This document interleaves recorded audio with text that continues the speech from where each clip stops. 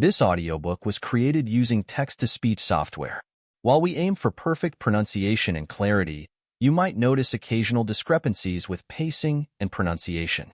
We are continually improving to provide the best listening experience. If you notice any major issues, please comment on the video or email me using the details provided in the description below. If you enjoyed this audiobook and want to support more projects like this, please consider becoming a Patreon member. Patrons receive special access to exclusive audiobooks, early access to new releases, and the ability to listen to the MP3 audiobook versions. You can find the link to our Patreon page in the description below. Thank you for choosing this audiobook. Enjoy the story. Chapter 1. Aerocirque. I wish you two could have gone with me to see Aerocirque in New York last Saturday, Matt Jenkins said to Frank and Joe Hardy. It was amazing. Aerocirque, 17-year-old Joe Hardy said. He sprayed some mousse on his blonde hair and started combing it in. I've never heard of it before. The New York show was their first, Matt said. The owner is a rich European who's hired some of the best pilots and aerialists from all over Europe and turned them into Aerocirque. Frank Hardy, who is a year older than his brother, pulled a blue sweater over his head, recombed his dark hair with his fingers, and said, "We were in Montreal helping Dad on a mystery case, so we couldn't have gone anyway. But I've never heard of Aerocirque either. It sounds like something Joe and I would really like to have seen. Maybe next time." Frank and Joe often help their famous father solve mysteries all over the world. When police departments from Calcutta to Calgary, from Dallas to Dubai, were confronted with cases that stumped them, they called on Fenton Hardy, and he called on his sons for assistance. "Well, I got a copy of their schedule in my backpack," Matt said, "so if their next performance is not too far from Bayport, maybe we could go." "Great idea," Joe said. The three of them headed out of the Hardys' house to Frank and Joe's van. "I appreciate the ride to school, guys," Matt said. "My car won't be ready for several days." They had to order a part. "It's no problem," Frank said. "We're glad to have you along." Matt and his mother had moved into the house next door a couple of weeks before, and Matt had immediately fit in with Frank and Joe and their friends. Dr. Jenkins had just recently retired from the diplomatic service. She had grown up in Bayport and wanted Matt to spend what was left of his high school years there. Matt's father, a well-known mystery writer, had died of cancer when the family was living in Botswana. Joe looked at his watch. "We're going to be late if we don't hurry," he said. "I didn't finish reading Chapter 7 in my world history book, and we're going to have a test on it this morning." "What's the chapter about?" Matt asked. "The apartheid years in South Africa," Joe said. "Well, we never lived in South Africa, but Botswana is right next door," Matt said, "so I know all about that period." Apartheid affected all the surrounding countries. While Frank drove them to school, Matt told Joe all he knew about the South African policy of racial separation from the late 1940s through the 1990s, when Nelson Mandela became the country's first black leader. As Frank pulled into the student parking lot of Bayport High School, Joe said, "Thanks to you, Matt, I should get an A on that test. We need to do this more often. You're better than a textbook." "I learned a lot of things about that time, too," Frank agreed. "Hey, there's Chet." Frank gave a short toot of his horn to get Chet Morton's attention. "I need to ask him what the track coach said about tryouts next week. They were talking the other day." Matt unzipped his backpack. "I got so busy talking about apartheid, I forgot about the Aerocirque schedule," he said. He pulled out a piece of paper. "Here it is. Hey, they have several performances in Philadelphia this week." He looked up. "We ought to get some of the gang together and go." "Sound like a great idea to me," Joe said. "Let's talk about it at lunch," Frank suggested. Frank surveyed the crowded cafeteria. "Do you see Joe and Matt?" he asked Chet and Tony Preto, who had just joined him. "Looks like they're sitting down by Callie and Iola at that back table," Tony said, nodding in their direction, "but there are still 3 empty chairs." Iola Morton was Chet's sister and a frequent date of Joe's. Sometimes Iola and Joe double-dated with Frank and Callie Shaw. "Do we have to sit with my sister?" Chet said. "I see enough of her at home." "Don't be so hard on her, Chet," Frank said. "Anyway, I promised Joe and Matt that we'd talk about going to see Aerocirque this weekend." The three of them headed for the serving line to get their trays. "I saw some pictures of that in the Sunday newspaper," Tony said. "There were these 2 helicopters with a wire between them, and this guy was walking it. How can the person keep his balance?" Chet said, "Could you please give me double mashed potatoes?" he asked Mrs. Conroy, one of the cafeteria servers. He gave her a big smile. I always give you double servings, Chet, Mrs. Conroy said. You don't have to ask. Chet grinned. Thanks, Mrs. Conroy, he said. What about us, Mrs. Conroy? Tony said. Frank and I are really hungry too. Mrs. Conroy shook her head. Your coach told me you two are in training, so there are no doubles until track season is over, she said. She leaned closer to them. If you win district, I might even think about tripling your servings. Frank smiled. As soon as they got their drinks, Frank, Chet, and Tony headed for the back table. When they arrived, Frank said, Hey, Callie, how'd you do on that math test? Callie shook her head. I can't believe I studied so much and knew so little, she said. Iola rolled her eyes. That means she must have scored 99 instead of 100, she said. What were you guys talking about before? Chet asked. I hope it's something that will be good for my digestion. Joe looked at Chet's plate. I'm not sure anything is going to help your digestion if you eat all of that. Callie was telling us about a friend of hers in New York City whose family's apartment was robbed Saturday night. Matt said. Oh, I thought it was something really interesting, Tony said. Those things happen all the time in big cities. This is different, Callie said. The police are totally stumped. What makes this crime so different, Callie? Frank asked.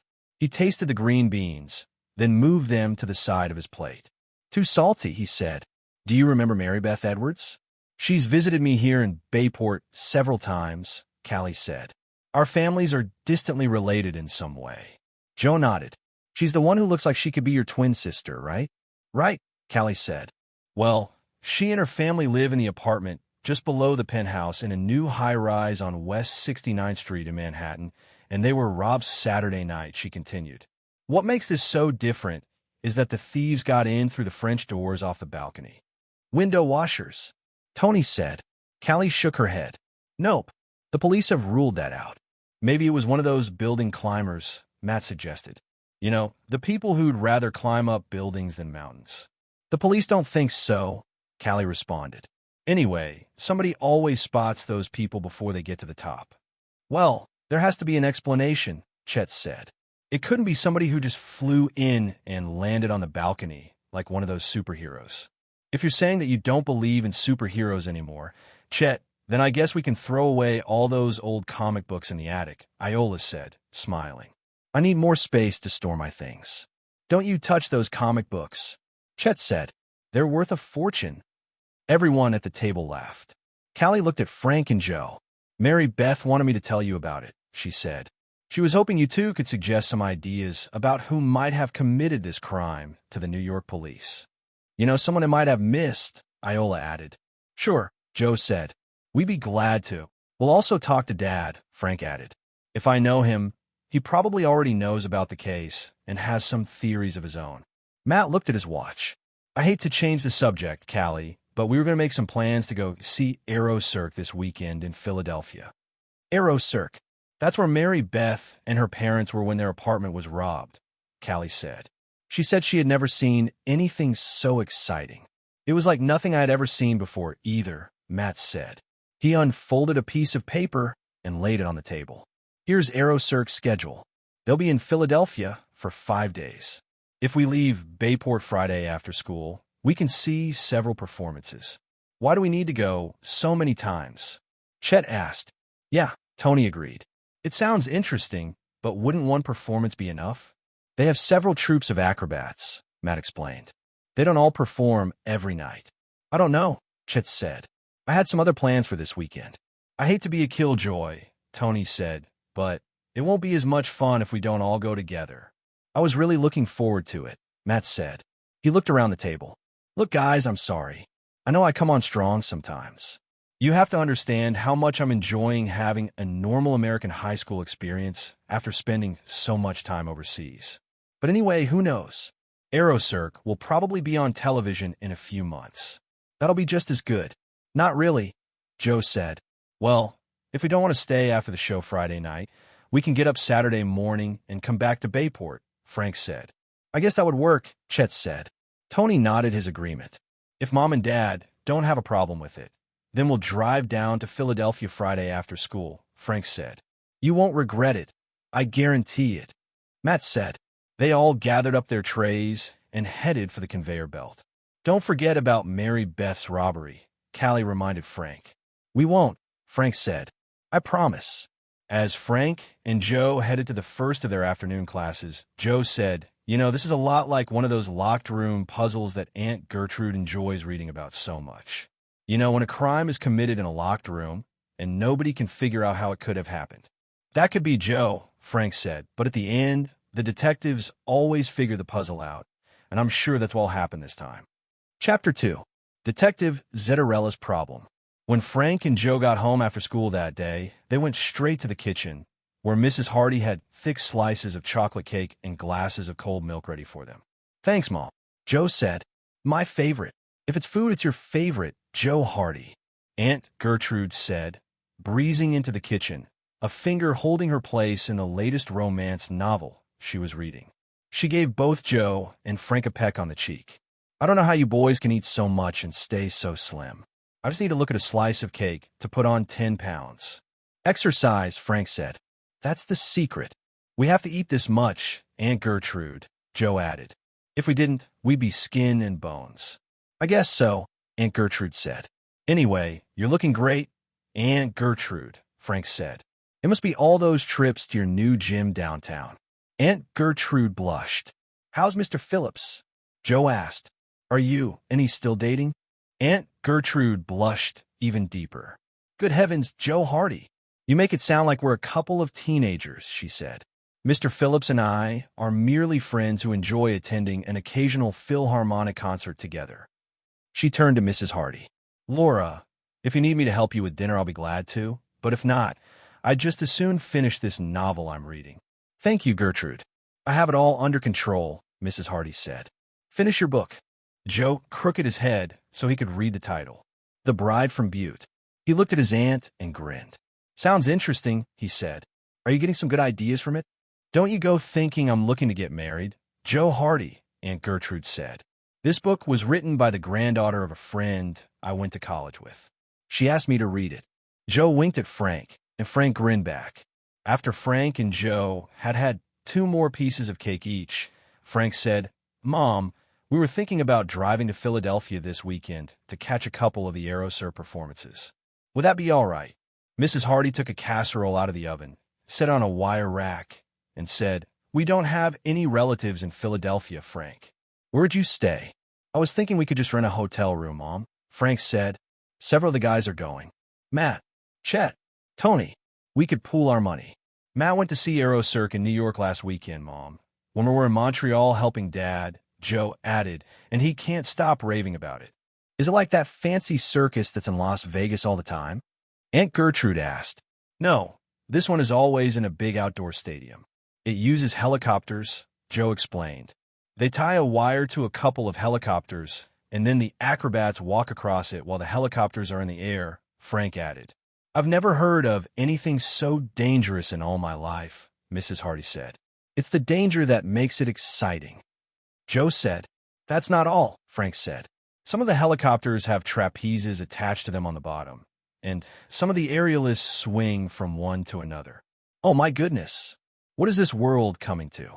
Aunt Gertrude said. "When I was growing up, we got excited if we saw lions and tigers at the circus." "Times have changed, Aunt Gertrude," Joe said.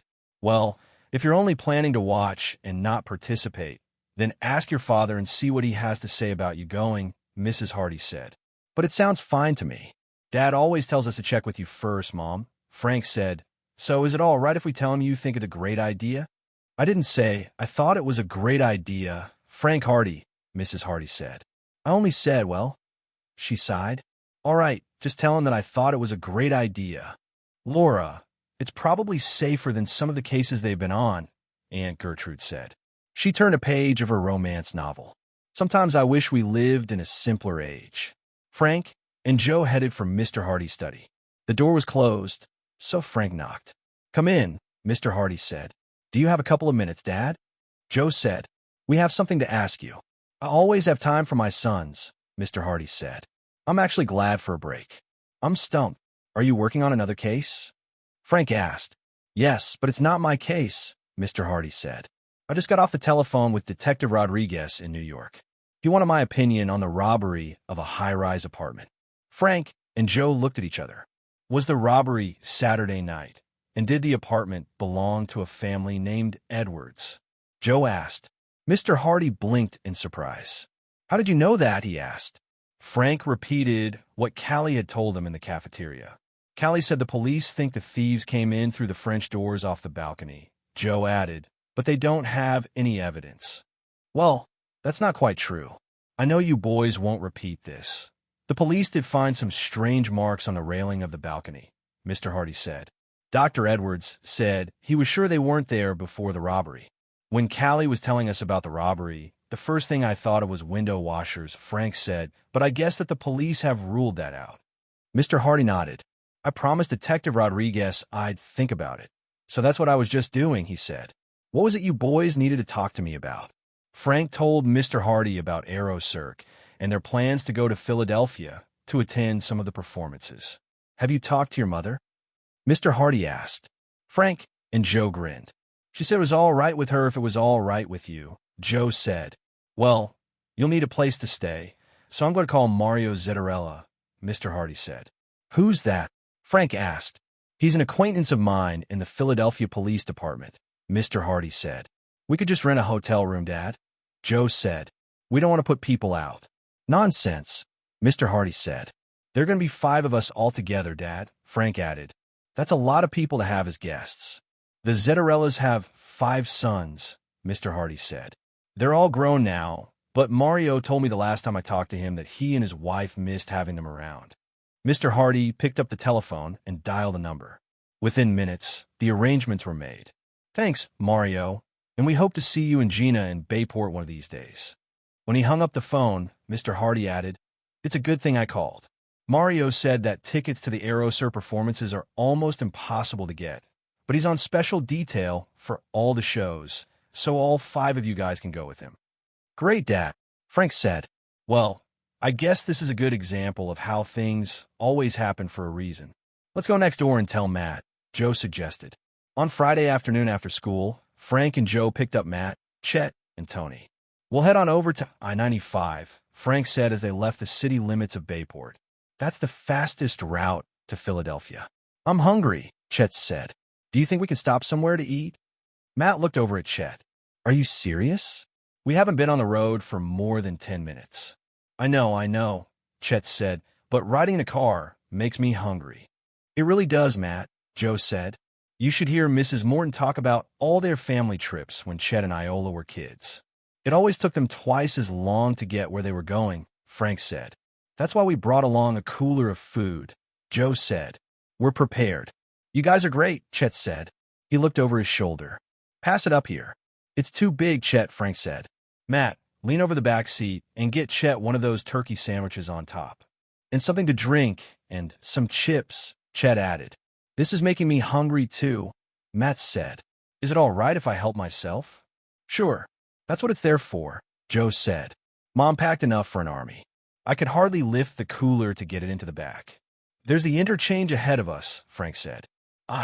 95 goes right into Philadelphia. According to Dad directions, we need to exit onto the Pennsylvania Turnpike, get off at the Hatboro exit, and then drive south a few miles to Willow Grove. He looked at his watch. We should get to the Zittarella's house in time to go with Detective Zittarella to tonight's performance of AeroCirque. Highway construction in New York and New Jersey, and a 15-vehicle pileup with no serious injuries just before Frank reached the Pennsylvania Turnpike cut their scheduled arrival time closer than Frank would have liked, but Mr. Hardy's precise directions made the difference. They arrived in front of the Zittarella's house on Haverford Lane at 5:30. Great job, Frank, Matt said. I'm hungry, Chet said. I wonder if we're in time for dinner. I only ate half of this banana, Tony said. He handed it to Chet. I'll pass, Chet said, grimacing. Just then the front door opened, and a man who looked like a professional football player started toward their van. I hope that's Detective Zittarella, Matt said. If it's not, we're in trouble. The man smiled and waved at them. Joe hopped out of the van. Detective Zittarella, he said. In the flesh, the man said, grabbing Joe's hand and shaking it vigorously. But you're not going to spend the whole time you're here calling me Detective Zittarella. It's Mario, okay? Joe grinned. Okay, Mario, he said. Frank had come up behind Joe. He introduced himself and the rest of the boys. Well, Gina, my wife, has fixed a quick meal for us, Mario said, so let's go inside because we really do need to leave by 6. Everyone followed Mario into the house. Wow, that smells wonderful, Chet said. I'm starved. You ate most of the food from the cooler, Chet, Matt said. I'm amazed you have room for anything else. Oh, don't worry, Matt, Tony said. Chet's stomach is a bottomless pit. I hope Mrs. Zetterella didn't go to a lot of trouble, Frank said. We could have just snacked at the circus. Trouble? Not at all, Mario said. Your father probably told you that we reared 5 boys, and even though they've been gone from home for several years, Gina still misses cooking for a big crowd. When I told her the 5 of you were coming to stay with us for a few days, she immediately went grocery shopping, and she's been in the kitchen ever since. I haven't seen her this happy in years. Mario introduced everyone to Mrs. Zetterella, who gave them each a big hug and told them to call her Gina.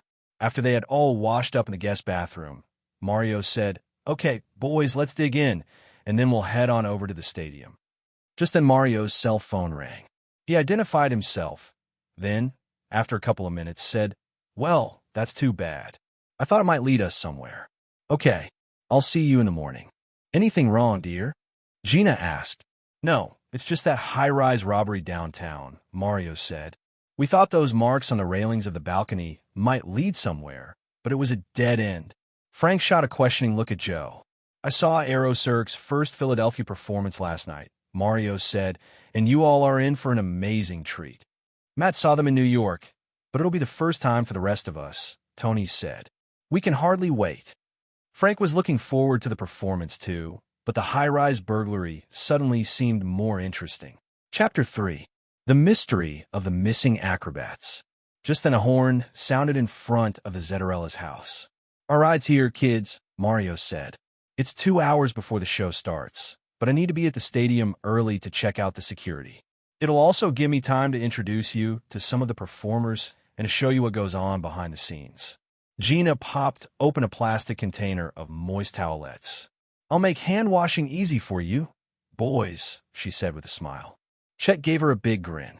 My mother would be proud of me, he said as he took one of the towelettes and wiped his hands. Thanks, Gina.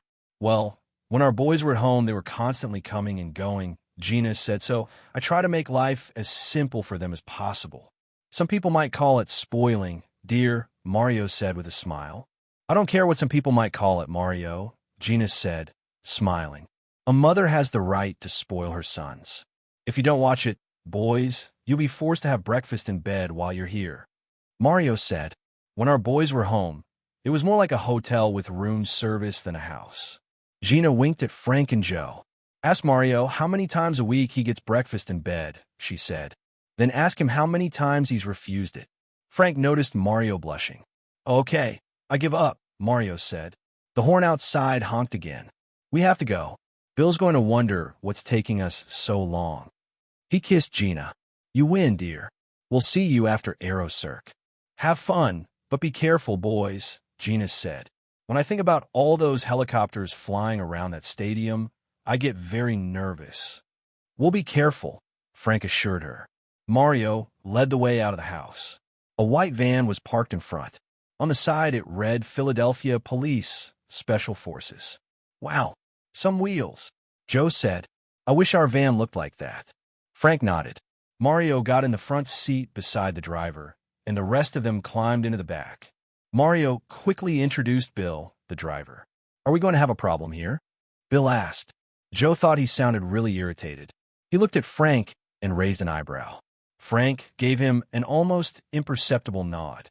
That's a strange question, he thought. Mario shook his head. No, he said. Why? Without responding, Bill pulled away from the curb and headed out of the neighborhood. When they reached Highway 263, Bill turned the van north.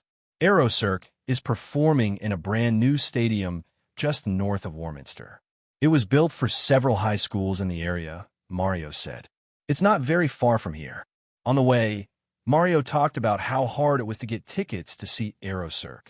They're going for $200 apiece, he said. Almost everyone in the metropolitan Philadelphia area wants to see it, but unfortunately only people with lots of money can get the tickets now. That doesn't seem fair, Joe said. Why not? Bill said, finally breaking his silence. It's all about making money. What's this guy's problem? Joe thought. It wouldn't surprise me if tickets were going for $1,000 a pop by the time AeroCirque reaches Los Angeles, Mario said, looking at Bill. That's the last city on their tour. You could never pay that kind of money on a cop's salary. It makes me bitter sometimes. Joe looked over at Frank. He could tell that his brother was also surprised at how much anger they were seeing from Bill, and now Mario too. It was making him really uncomfortable. I wish I could think of something to make that kind of money, Chet said. You and me both, Bill said. Frank noticed he glanced at Mario before he said it. Mario, I don't mean to pry, but right before we left you mentioned something about a burglary in a high-rise apartment building in downtown Philadelphia, Frank said. We were talking to a friend of ours at school on Friday, and she was telling us about a high-rise apartment burglary in Manhattan last week. The New York police are stumped too. Mario looked at him. Really? Well, I guess the same kinds of crimes happen in big cities, he said. These crooks got in through the French doors on the balcony. That's what happened in Manhattan too, Joe said. The police found some scratches on the railing around the balcony that they couldn't explain. Now, that's strange, Mario said. We found some scratches we couldn't explain either.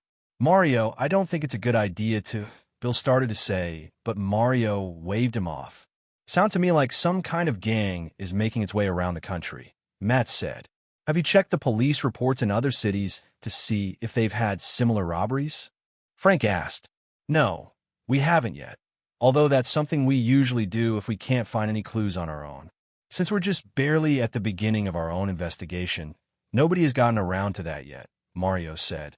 It sounds to me that these two crimes are similar enough that it might be a good idea to go ahead and do it. That must be the stadium up ahead, Tony said. I see some really bright lights. It is, Bill said. We'll be there shortly.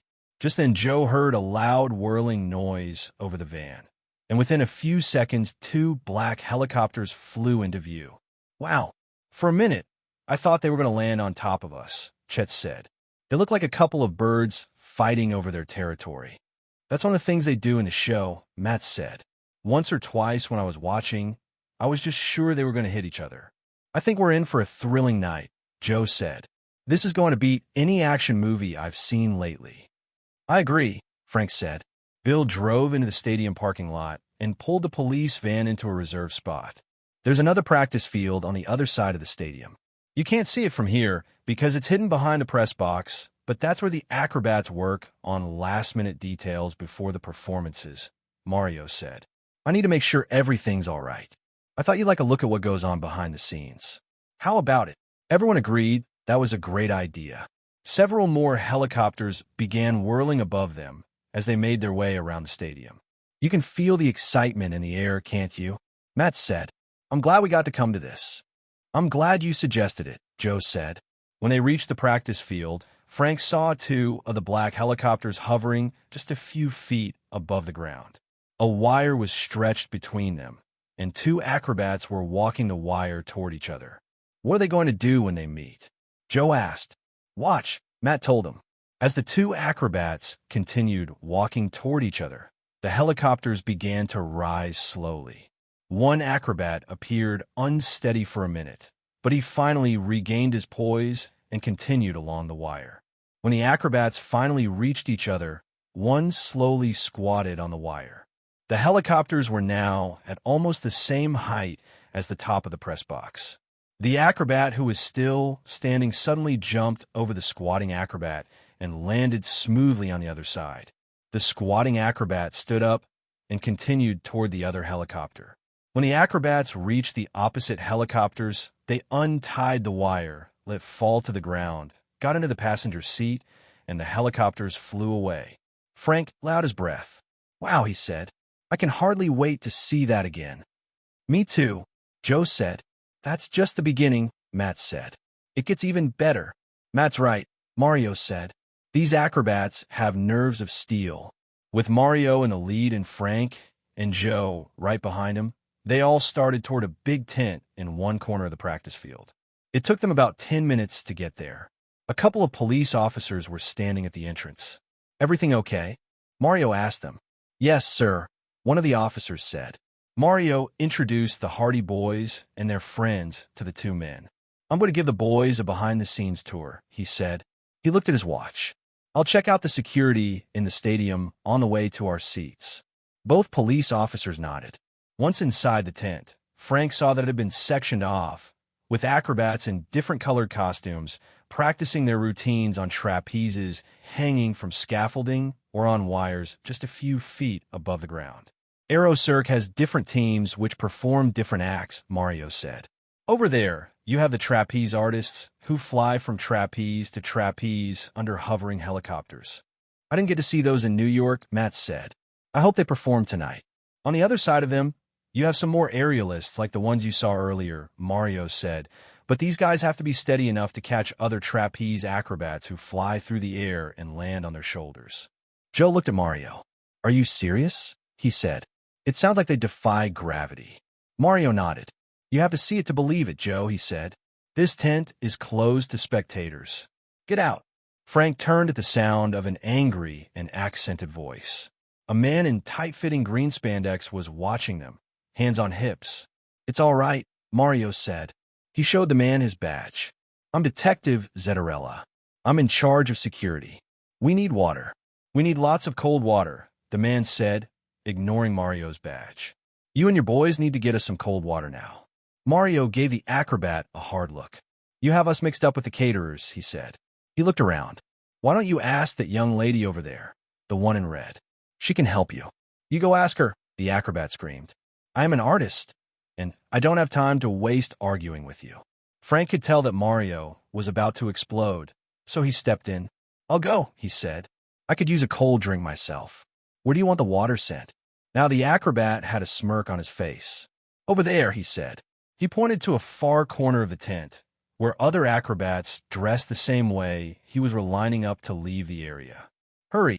With that, he turned and ran to rejoin his troop. How arrogant, Joe muttered. Who does he think he is, anyway? He turned to Frank. Why did you agree to do that?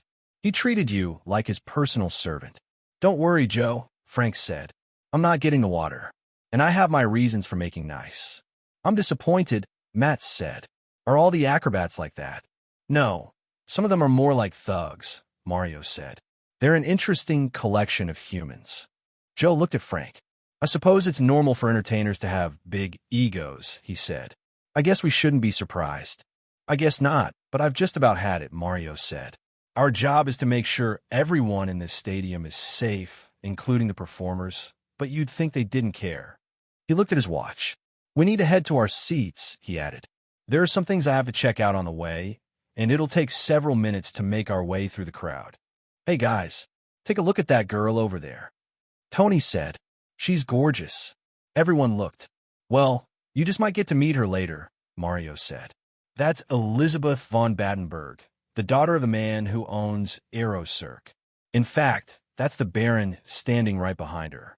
They live here in Philadelphia, in one of the most expensive high-rise apartments downtown.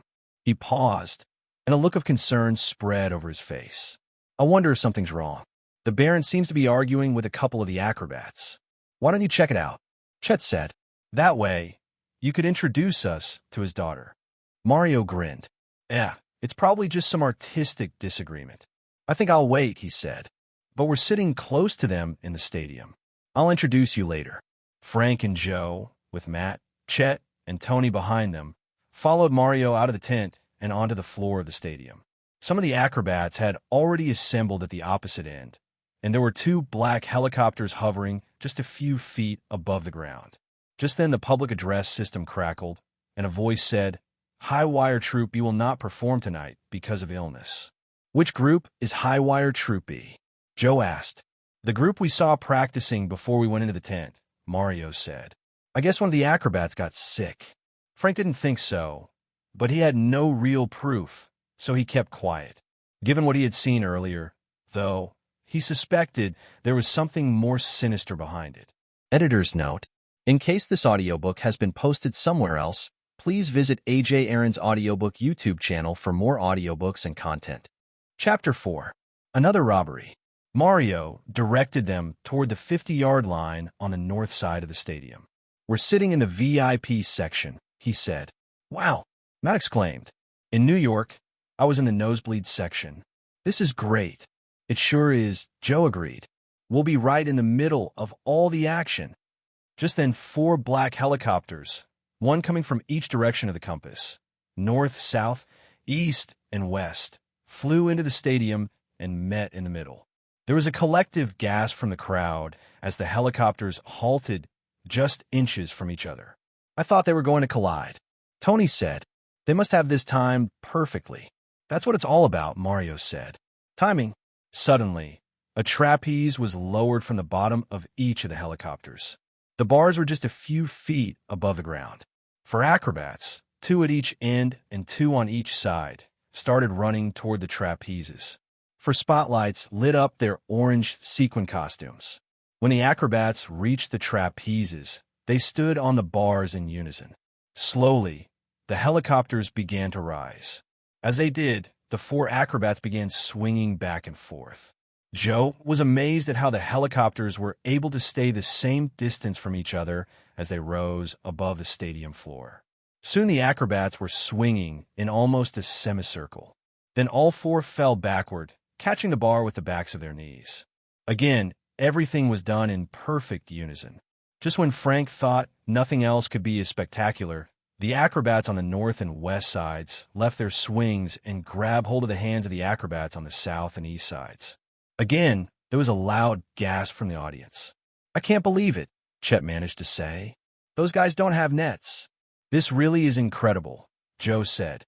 After swinging together for several minutes, each pair of acrobats flew through the air toward the empty trapezes, grabbed the bars, swung for several more minutes. Then the 2 helicopters with empty trapezes flew closer to the stadium floor. The 2 bottom acrobats dove toward the empty trapezes and grabbed the bars with their hands. For the next several minutes, these movements were repeated in various order. When this troupe's performance was finally over, Joe said, "You really have to know what you're doing, or it's all over. It makes me want to be up there." "You can have it," Chet said. "I'd probably break the trapeze." He looked around. "Hey, is there a concession stand nearby? All of this tension has made me hungry." "Well, I'm not hungry, but I am really thirsty," Frank said. He turned to Mario. "Is it okay if we go get something to eat?" Mario nodded. "It'll be a few minutes before the next troupe gets set up," he said, "so I'll show you where the nearest concession stand is. I can make my next rounds at the same time." "Should somebody stay here and save our seats?" Tony asked. "Nobody will take them," Mario said. "This section is for people with special passes only." As Mario started up the concrete steps toward the exit to the next level, Frank said, "I'm still puzzled about Highwire Troop B, Joe. Something's just not adding up." "It could just be artistic temperament, Frank," Joe said. "You saw how that guy acted about the cold water." "You may be right," Frank agreed. "It wouldn't surprise me if one of the acrobats suddenly decided that he didn't want to go on, so they all didn't go." "Well, from what I understand, it happens in the movies all the time," Joe said. "One of the stars will just decide he or she doesn't want to work that morning, and the whole film shuts down." Frank shrugged. "That could be it," he said. "Hey, check it out," Matt said. He was pointing to a group of girls sitting in a row of VIP seats near the top of the section. "Wow, I'd say that Philadelphia has some real sights. There's some empty seats around them," Tony said. "Maybe we could sit there for a while and see the circus from a different perspective." He waggled his eyebrows. "Hey, Joe, Frank," Chet said. "Ask Mario if we can." Before Chet could finish, Mario stopped and turned back toward the boys. "I need to ask Baron von Battenberg a question," he said. "Come on, I'll introduce you to him and his daughter. They're sitting in the VIP seats." Frank turned back to Chet, Matt, and Tony. "You guys must be living a charmed life or something," he told them. "That's us," Tony said. After Mario had introduced everyone, Baron von Battenberg said, "Elizabeth, would you introduce your friends to these young men?" "Certainly, Father," Elizabeth said. She gave everyone a big smile. "This is Alice and Heather. We're all in the same class at Wellington School." The boys nodded. "Would you care to sit with us?" Elizabeth asked. "We'd love to have you." "We were headed to the concession stand," Chet said. "Could we bring something back for you?" Elizabeth surveyed the girls with a look. They shook their heads, but offered their thanks. "Well, I'd love a soft drink, Elizabeth said to Chet. If it wouldn't be too much trouble. Whatever you're getting. Well, maybe some popcorn, Alice said. You're making me hungry, Heather said. Popcorn sounds good to me, too. Chet blushed. Okay, we can do this, he said. He looked at Tony. You want to help me?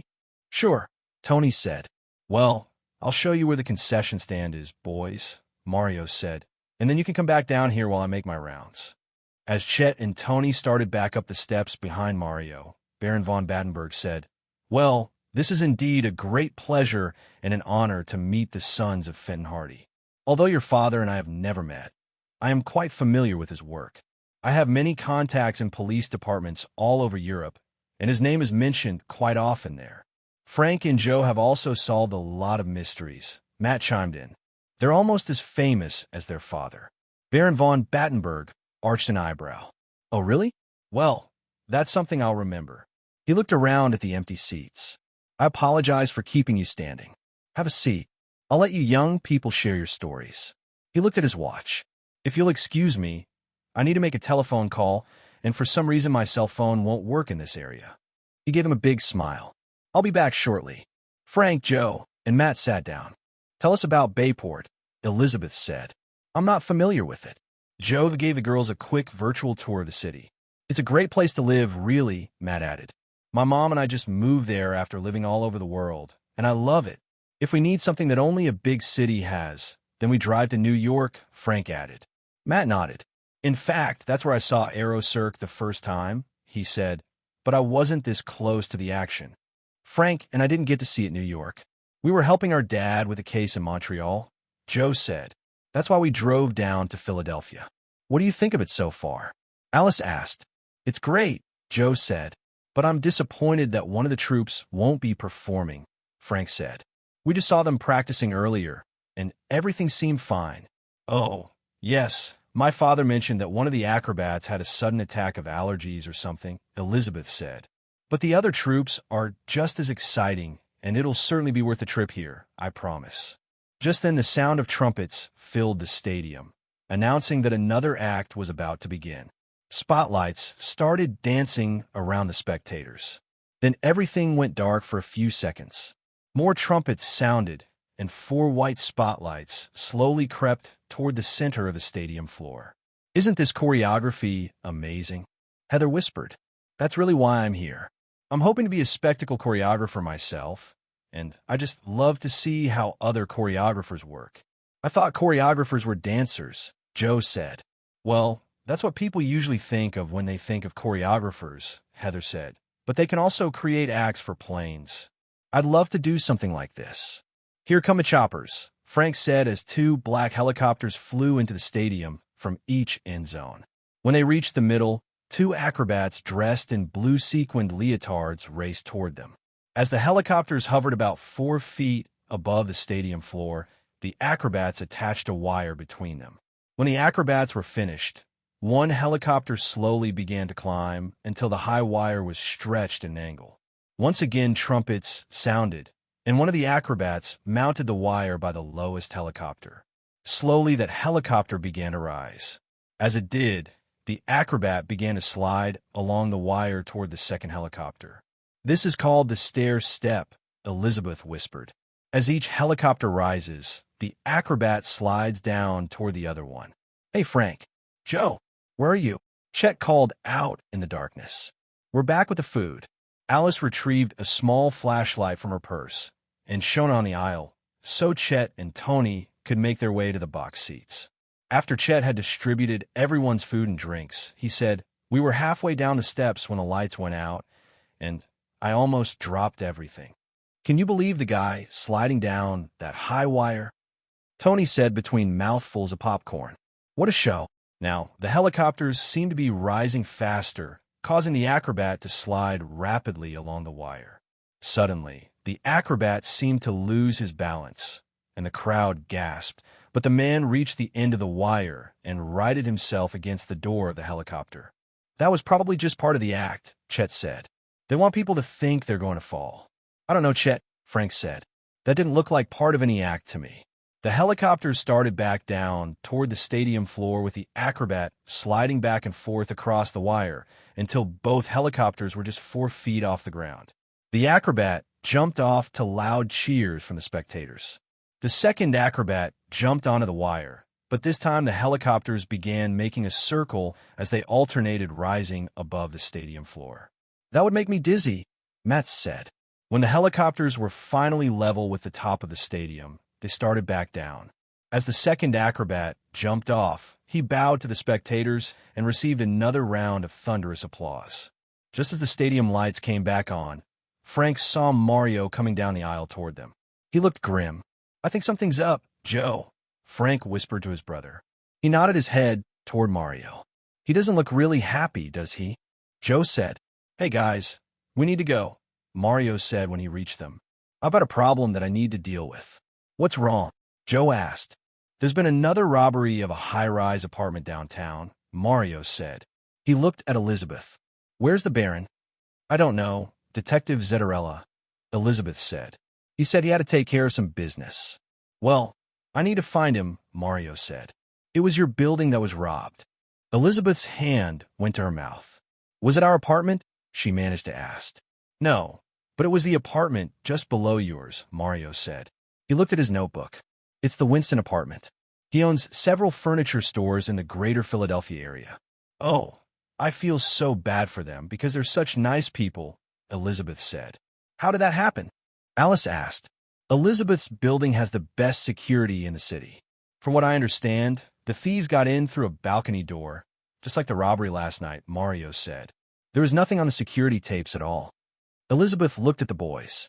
"I don't want to sound callous about this, but I was planning a party for a few of our friends after the performance," she said, "and I'd love to have you there to meet everyone." "What about it?" "That sounds great to me," Tony said. "I love a good party." "Me too," Matt said. "Good. Since Detective Zettarella is headed to our apartment building anyway, you can ride with him, and when you get there, just come up to the penthouse," Elizabeth said.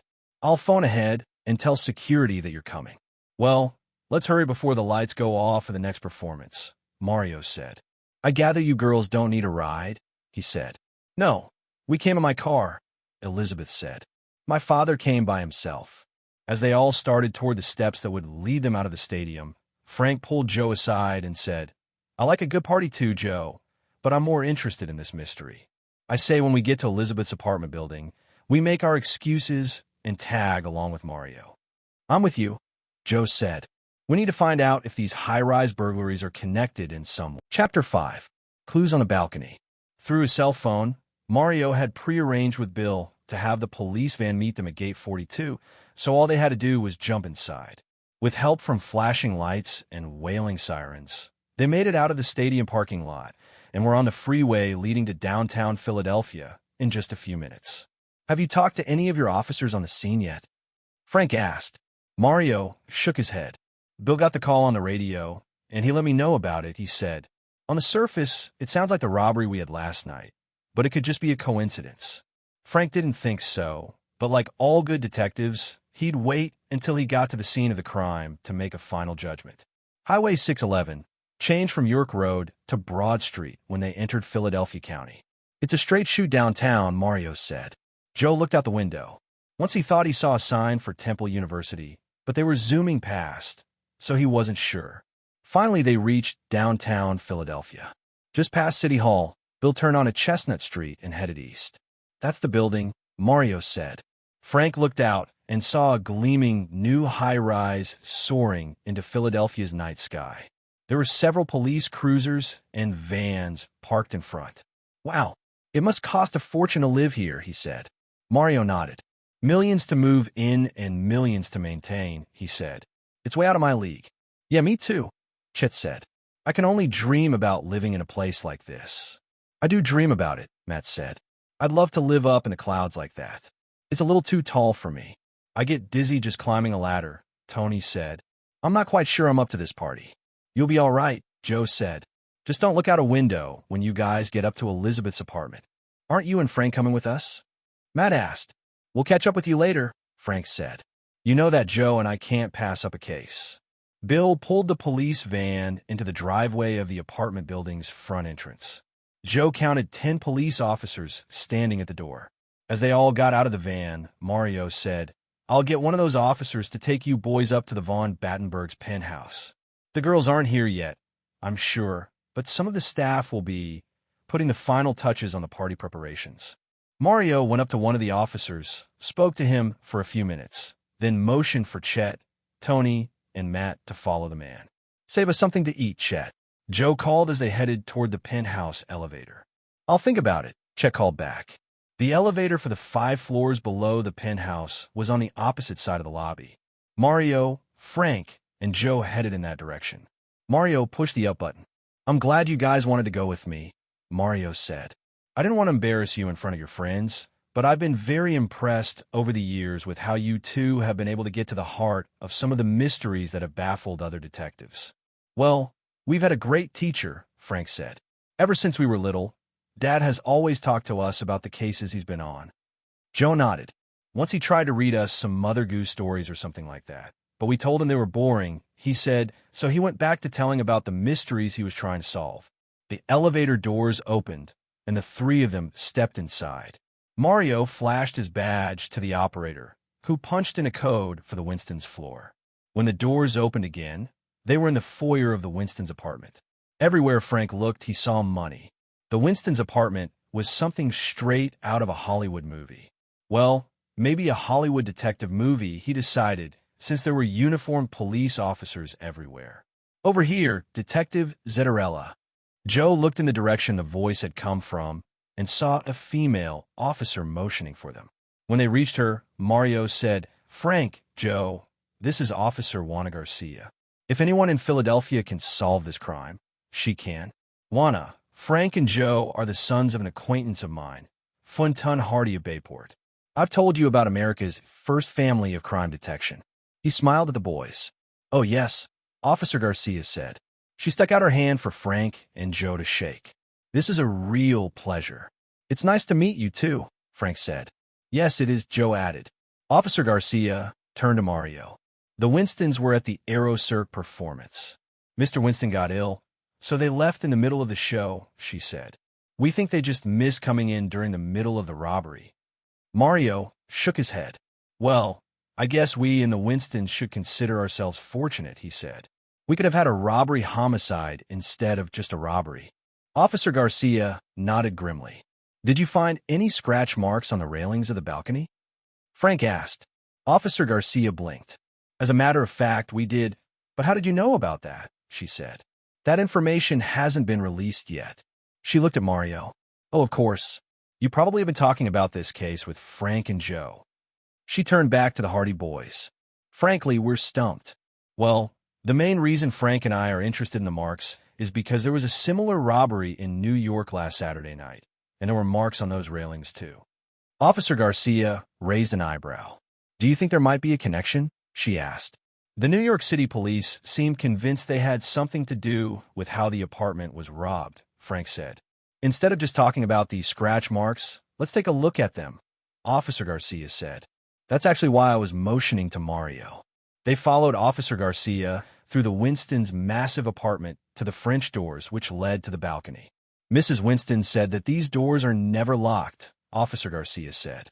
"But really, who expects thieves on the 52nd floor? What about window washers?" Joe asked. "There are none," Officer Garcia replied. "Every window in this building can be washed from inside the apartments. Each family staff takes care of that chore." Frank turned to Mario. "What about the building that was robbed last night?" he asked. "It does have window washers, but we've checked that all out," Mario replied. "They were washing the other side of the building, and there was no way any of the workers could have committed the crime." "It was the same story in New York," Joe offered.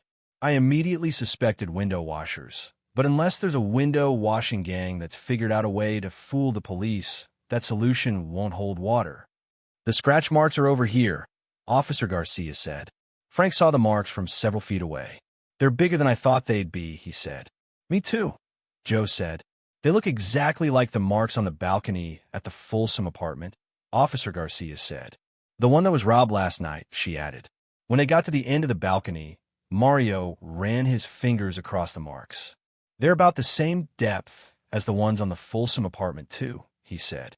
There's no doubt in my mind now that this was done by the same thieves. I'd say the marks were made by a grappling hook of some kind, Frank said. He looked around the balcony, then up toward the top of the apartment building. A helicopter could have landed on the roof, and the thieves climbed down onto the balcony. He turned to Mario and Officer Garcia. Has that been checked out? Well, no. Actually, it hasn't been, Mario said, but I'm not sure I'm following you. How does a grappling hook come into the picture?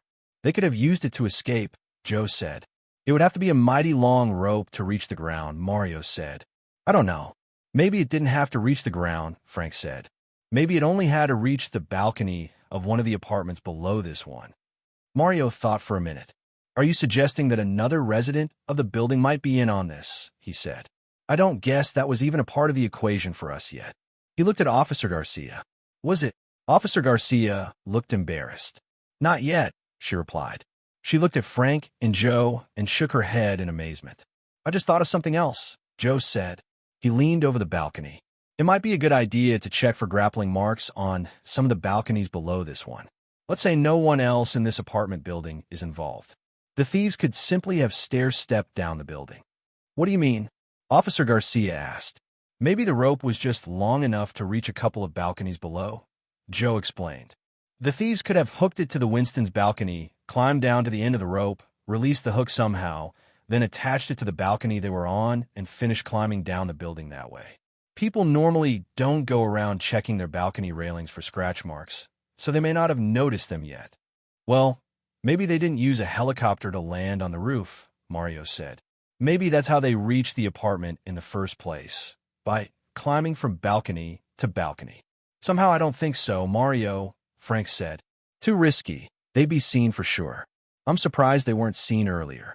This is all just speculation anyway, but if they did climb down this way, I think it was only a backup plan. The Winstons arrived home earlier than they were supposed to. Well, we got a lot of theories here, so I think we should start checking them out, Mario said. Let's start with air traffic control to find out what helicopters were in the downtown area tonight about the time of the robbery. I'll get right on it, Officer Garcia said. She headed back through the French doors, leaving Mario alone on the balcony with Frank and Joe. Well, guys, I think we've got our work cut out for us, Mario said. These thieves are really clever, and I have a feeling we've not seen the last of them. I've got all these different pieces of the puzzle going around in my head, Frank said, and I'm trying to put them all together. Once we can eliminate some of the theories we've come up with, things will be clearer, I think, Joe added. Definitely, Mario said. He looked at his watch. Well, I need to meet up with the rest of my officers to see what else they've found in the apartment. You mean like fingerprints? Frank said. Mario nodded. I really don't expect there to be any evidence, though, he said. There was nothing at the other apartment except for the marks on the balcony. He looked at his watch. Why don't you guys go on up to the Von Battenberg's apartment and enjoy yourselves for a while? At least until I finish here. You shouldn't spend all of your time in Philadelphia trying to solve our crimes. Well, actually, I can't think of anything I enjoy more than solving mysteries, Joe said. But if we don't at least show up at the party, we'll never hear the end of it from Matt, Chet, or Tony. That's the truth, Frank said, as they headed toward the elevator that would take them to the Von Battenberg's penthouse. Frank decided that one of the first things he wanted to find out was how much Elizabeth knew about the acrobats in Aerocirque. Chapter 6. Case closed. When the elevator doors opened at the foyer of Baron von Battenberg's penthouse apartment, Frank and Joe were greeted by a huge crowd of young people lit by strobe lights.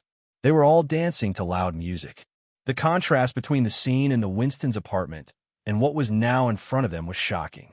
Well, life goes on, doesn't it? Frank said. Guess so, Joe said. This party was planned before the Winston's robbery, so I guess that Elizabeth didn't see any reason to cancel it. I wonder where Chet, Tony, and Matt are, Frank said. If we find the food, we'll find Chet, Joe said, and if Tony and Matt aren't with him, he can probably tell us where they are. We may have to dance our way there, Joe, Frank said as he surveyed the barrier of people in front of them. Hey, there's nothing wrong with that, Joe said. Let's do it. Frank and Joe plunged into the crowd. By the time they finally reached a long buffet table, they had each danced with several girls and had been invited to a month's worth of parties all around the Philadelphia area. Phew, Frank said. He took out a handkerchief and wiped his brow. That was more exhausting than a 5K. Yeah, Joe said. He surveyed the array of food. I think I worked up a hearty appetite. Me too, Frank said. He picked up a plate. You know, I'm surprised Chet isn't standing here. I'm not, Joe said. This place is huge, so there are probably many more tables of food strategically placed. You're right, Frank agreed. He helped himself to some chips and a delicious-looking artichoke and spinach dip. This is really good. I think I'm... He stopped in mid-sentence. Look, Joe, there's Elizabeth von Battenberg, and that guy she's with looks familiar. Joe looked. Isn't he one of the acrobats from High Wire Troop B? He said. It's hard to tell with the strobe lights, Frank said.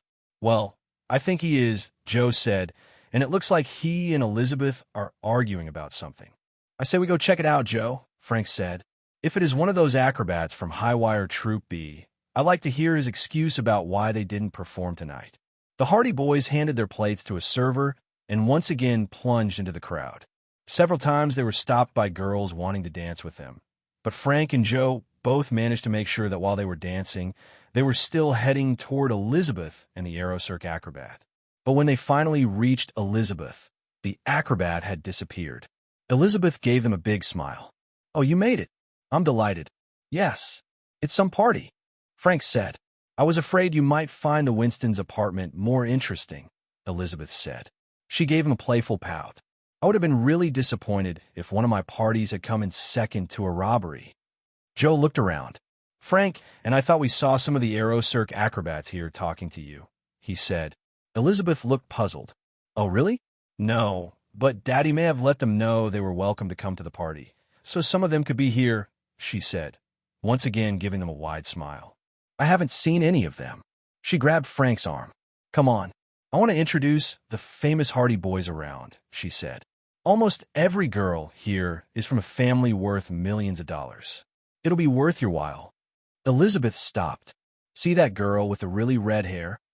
Frank and Joe looked. Now, that's red hair, Frank said. It's her natural color, too, Elizabeth said. That's Julia Baker.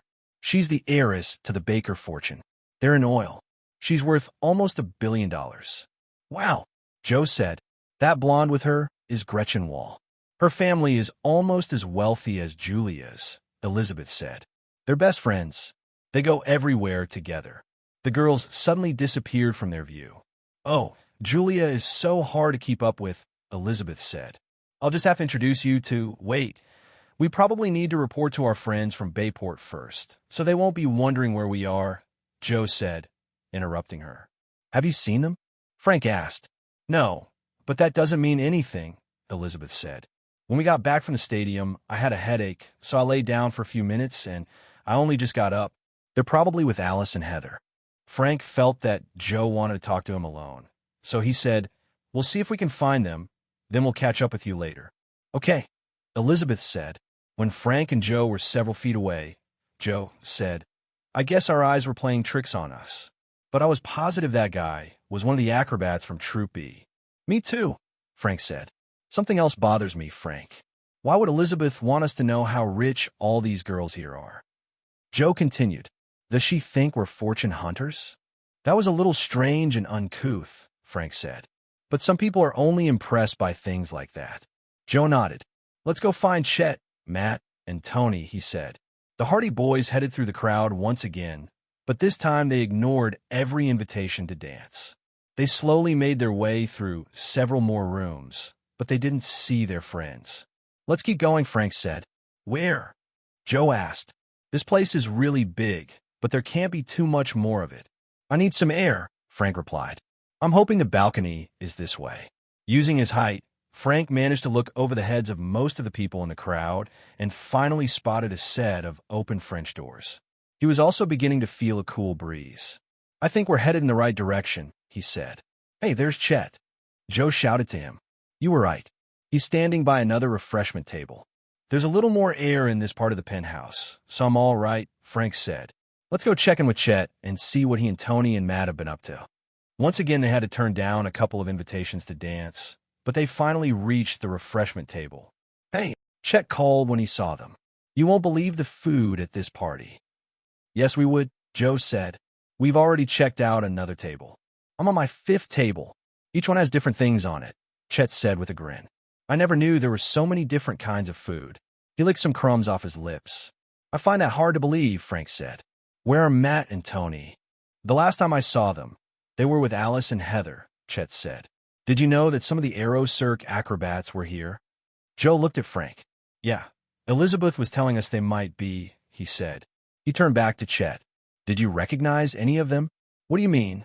Chet said. Someone was arguing with Elizabeth just a few minutes ago.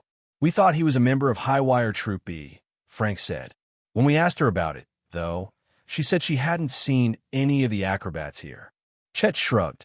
I thought some of the guys here at the party looked like the acrobats we saw in the tent too, but I haven't seen Elizabeth, so I wouldn't know if she talked to any or not, he said. The party was already in full swing when we got here, and when we finally saw Alice and Heather, they said that Elizabeth was lying down. There they are, Joe said. Frank looked, expecting to see Matt and Tony, but instead he saw a couple of the Aero Cirque acrobats. They were dancing with Alice and Heather. I wonder what happened to Matt and Tony, Chet said. Nothing, we're right here, Tony said. Frank and Joe turned around to find Matt and Tony grinning at the three of them. Is this a party or what? Matt said. Wow, I haven't had this much fun in months. I see that Alice and Heather dumped you guys, Chet said. Yeah, right, Tony said. They introduced us to a couple of their friends, and we danced with them, and then they introduced us to a couple more of their friends, and now I think we've danced with every girl here. Some of the Aero Cirque acrobats are here too, Matt said. We talked to a couple of them. They acted pretty friendly, nothing like that guy in the tent, the one who ordered us to get him ice water. Cool. Frank and I want to talk to them too, Joe said. What are you guys planning to do now? Go back to dancing, Matt said. We just happened to see you, so we thought we'd come over here and find out about the robbery. Joe told them what they had learned in the Winston's apartment. We saw the scratch marks on the balcony, he said when he finished. Mario said they were just like the ones on the balcony of the apartment that was robbed last night. I have a feeling they're just like the ones on that apartment balcony in New York, too, Frank added. Well, you two must be thrilled that you've got a mystery to solve, Chet said. Feels just like home, huh? I know I'm happy that I'm completely surrounded by food and nobody is telling me not to eat so much. Unlike home, in the best way. Frank looked at his watch. Mario said he'd call me on my cell phone when he was ready to leave the Winston's apartment. He said, so you guys go on and do what you want to, and Joe, and I'll do some sleuthing. There's several things that we want to check out. That sounds like a plan, Matt said. Our cell phones are on too, so just give us a call when it's time to leave. Just as Frank and Joe started to leave their friends, they saw some of the Aero Cirque acrobats. Come on, Joe. They look like they're heading for the balcony, Frank said. I really want to hear why High Wire Troop B didn't perform tonight. I'm with you, Joe said. As the acrobats started toward the rear of the penthouse, Frank saw Julia Baker and Gretchen Wall pass them. The two acrobats stopped and looked. One of them pointed. Frank was sure he mouthed the words Julia Baker and Gretchen Wall. The other acrobat said something which caused both girls to stop and look back. The acrobats walked up to them and said something that made both girls smile. After a few minutes, they started dancing to one of the few slow dance songs the Hardy Boys had heard that evening. That's weird, Frank, Joe said. Yeah, Frank said. How would two guys in a circus that's only been in town for a couple of days know the names of two of the richest girls in Philadelphia? I don't know, Joe said. Maybe Elizabeth introduced them. Maybe, Frank said. I think we need to get closer so we can hear what they're talking about, Joe said. The Hardy Boys had only gone a few feet when once again they were intercepted by dance partners who didn't seem to notice that Frank and Joe moved them through the room until they were dancing next to the two couples who were their intended destination. Now, take Julia's mother, for instance. Gretchen was saying, she's really nice, but she's also a little odd because she keeps all of her diamonds under the mattress in their bedroom. Really? The acrobat said. Yes, really, Gretchen said. Why doesn't she put them in some bank vault? The acrobat asked. She likes to look at them all the time, Gretchen said. Isn't that dangerous? The acrobat asked. Why would it be dangerous? They live in the penthouse of another high-rise apartment here in the city, Gretchen said. Nobody could possibly get in to rob them. I guess you haven't heard about all the high-rise apartment robberies, the acrobat said. What if one of the crooks happened to overhear you talking about this? Oh, All of Julia's friends know about it, so it's no big secret, Gretchen said. Anyway, my father said they were inside jobs. He's sure the help is responsible for what happened, no matter what the police say. Really? The acrobat said. Gretchen nodded. I know it's strange, but both the Winstons and the Folsoms had just fired their limousine drivers, she said. Since the drivers were friends of each other, my father thinks they planned the robberies together. Frank and Joe looked at each other. Frank moved his dance partner around so he could whisper in Joe's ear. Anyone smell a clue? He joked. Chapter 7. Can Elizabeth be trusted? But where does the New York robbery fit in? Joe asked. That's a bit of a stretch to think that two limo drivers in Philadelphia might know a limo driver in New York, if there even was a driver. Oh, I think anybody who lives in an apartment that expensive probably doesn't drive himself or herself anywhere in the city, Frank countered. I have no doubt they have a driver. Yeah, Frank, but Joe started to say, but he was interrupted by Frank's cell phone. Frank looked at the screen and said, It's Mario. He pushed the receive button and said, Hello. Okay, I'll round up everyone and we'll be right down. Time to go, Joe said. Frank nodded. I can't believe it's almost 2 a.m.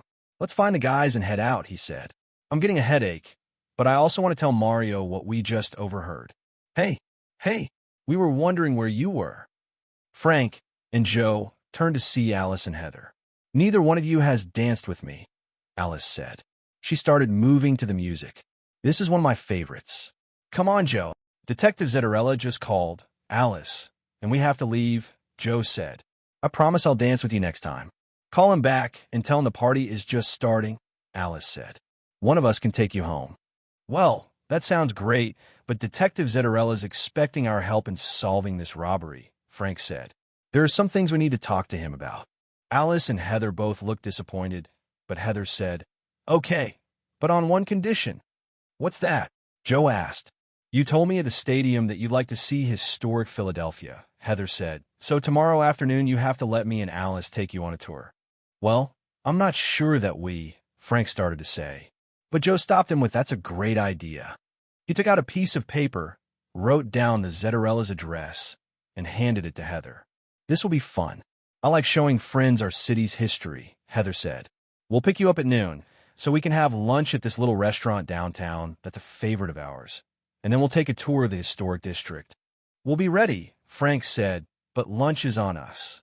Ah, you are the gentleman, Alice said, but we invited, so we're paying, and don't argue because we're very liberated women. Joe grinned. All right, he said. Heather and Alice gave them big smiles and disappeared into the crowd. Frank and Joe headed back toward the refreshment table where they had last seen Chet. Okay, Joe, Frank said. I'm sure you have a reason besides your interest in American history for being so quick to accept their invitation. You bet I do, Joe said. They're friends of Elizabeth's, and I think we need to find out more about her. Something just isn't adding up. I don't know, Joe. I've decided that she's probably just a social climber, Frank said. I think if the police talk to those two drivers, the Philadelphia robberies might be solved. But that would make the New York robbery just a coincidence, Joe said. Frank shrugged. It happens, he said. We'll see what Mario has to say. When they reached the refreshment table, they were in luck. Chet, Tony, and Matt were standing there, eating and talking to three girls. Frank tapped Matt on the shoulder. Mario called. He wants us to meet him in the lobby, he said. We have to leave. Joe was astonished to see how fast the three of them got rid of their plates, said their goodbyes, and led the way out of the apartment. When they got to the elevators, Frank said, What was that all about? I've never seen any of you guys leave a party so fast. You weren't there to listen to their songs. Matt said, Songs? Joe said, Yeah, all three of those girls want to be country and western singers, Chet said. They were trying out some of the songs they'd written. Totally awful. Tony said, I was getting a headache. We didn't want to be rude and just leave in the middle of one of their songs. Matt said, So when you said it was time to go, it was like the answer to a prayer. Just then the elevator arrived. Well, I'm glad we arrived in time, Frank said. Mario was waiting for them when the elevator doors opened. Bill had pulled the police van up to the front of the building, so they all got in, and Bill headed back the way they had originally come into the city. As they drove north on Broad Street, Mario said, Well, we're stumped, guys. We found nothing new to help with the investigation. Joe and I uncovered something, Frank said. Did you know that the limousine drivers of both of the victims' families knew each other, and that both drivers were fired last week? Frank heard Mario's intake of breath. What? He said. We overheard one of the girls at the party talking about it, Joe said. She said that her father was sure it had to be the drivers.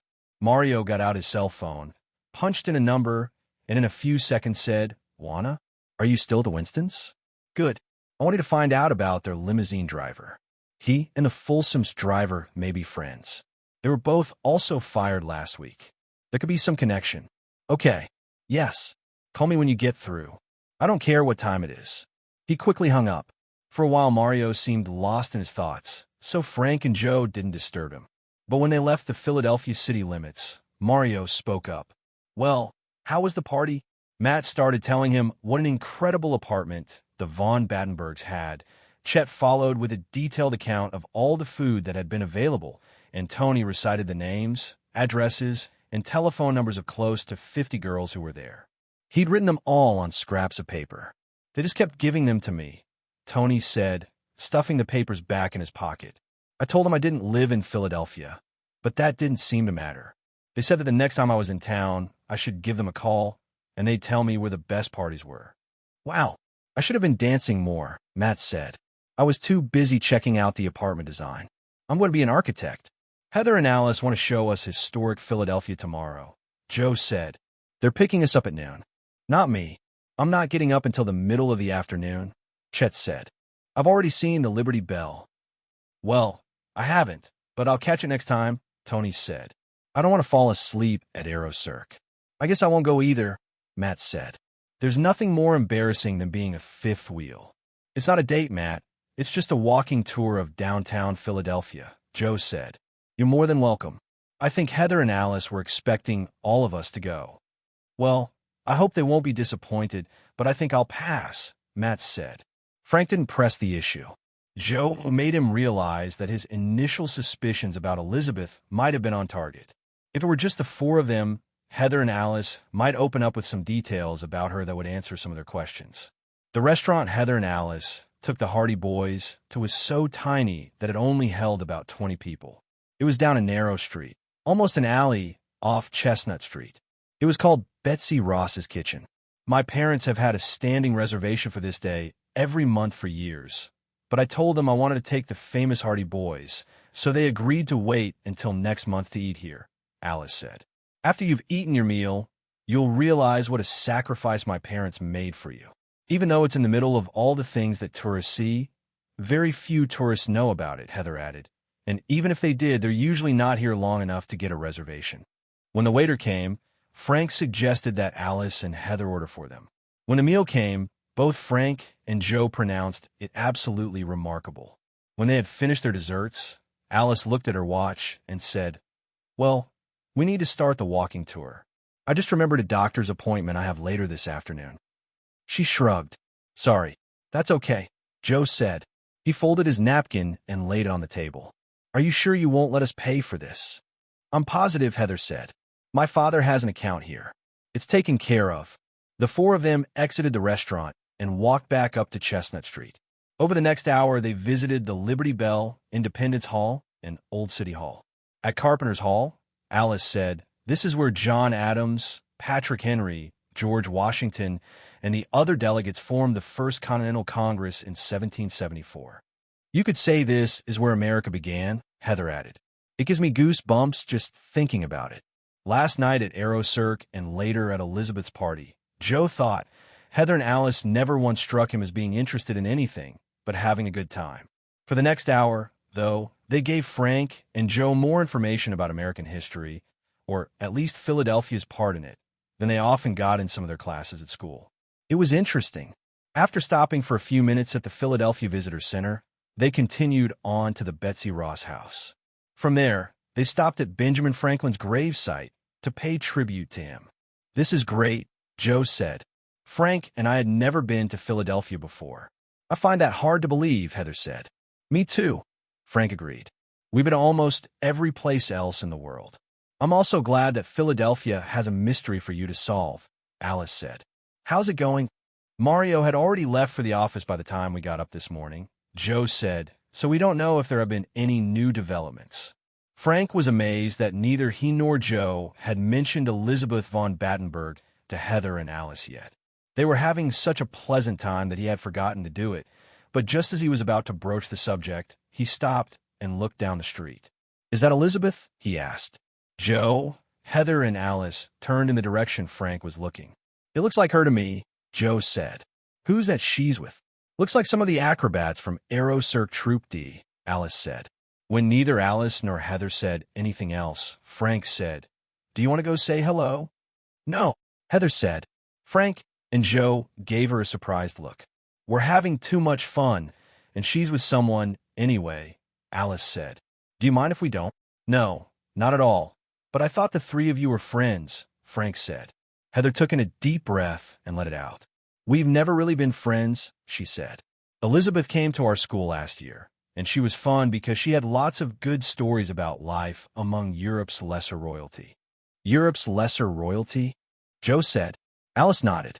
You know, the kings and queens and princes and princesses without a country to rule, she said.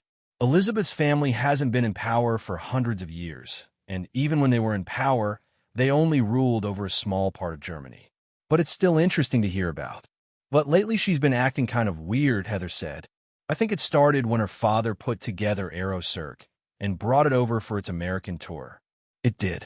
That's all she talked about, Alice said. After Aerocirque arrived in Philadelphia, all she wanted to do was hang around with the acrobats. Heather shuddered. I think they're all kind of creepy. She told us last night at the party that she didn't really know any of the acrobats that well, Frank said. That's not true. In fact, that's about all she wants to do anymore. Hang around with them, Alice said, but Heather and I aren't interested. Frank looked down the street. Elizabeth and the acrobats were heading in the opposite direction. Maybe she just wants to show them historical Philadelphia, like you're doing for us, he said. Well, she's going the wrong way, Heather said. That's where all the new high-rise apartments are. Joe strained to see down the street. It looked like Elizabeth was pointing to the top of one of the apartment buildings. Suddenly, he had a chilling thought. Would the next robbery take place there? Chapter 8. Tipped off. How can you be sure those guys are from High-Wire Troop D? Frank asked. Well, when Elizabeth first told us about Aerocirque, she made the acrobats sound so romantic, Heather said. She rolled her eyes. I can't believe we were so naive back then.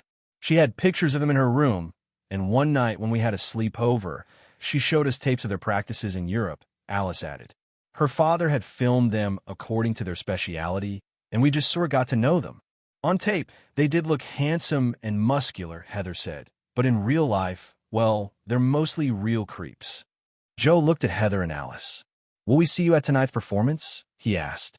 Well, we hadn't planned to go, even though Elizabeth is expecting us to, Alice said, but we'll go if you guys are planning to be there. Heather took a deep breath.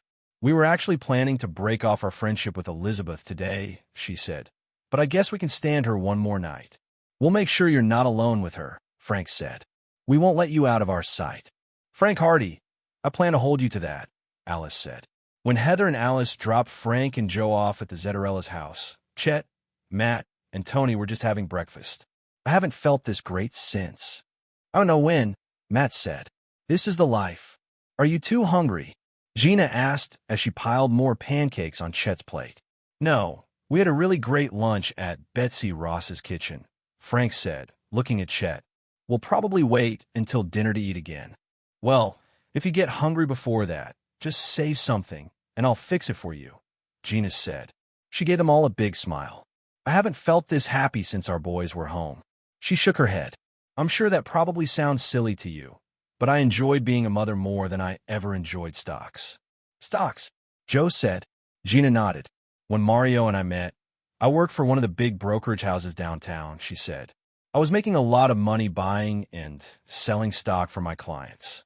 That's great, Frank said. Well, my clients and my colleagues thought I was crazy when I married a police officer and moved out to the suburbs, Gina said. I wouldn't recommend it for everyone, but I made the right decision for myself. Just as Chet, Matt, and Tony finished breakfast, Mario arrived home from work. Well, We struck out on the drivers, he said to Frank and Joe. They knew each other all right, but they both have alibis for the nights of the robberies.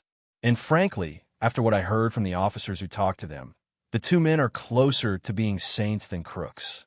Really, Joe said, why would Gretchen Wall's father make up a story like he did? People love conspiracies, Mario said. I really shouldn't have reacted the way I did, thinking that somebody was hiding something from us, because I know better. It's just that, well, we're feeling the pressure because of who's being robbed. These people are movers and shakers in the city. If we don't arrest somebody soon, we're the ones who are going to be moved and shaken, if you know what I mean. He let out a big sigh. Enough of that, though. Are you boys ready for another Aerosur performance? Sure thing, Joe said. Well, I need to wash up, but then we'll leave, Mario said. I'm driving the van tonight.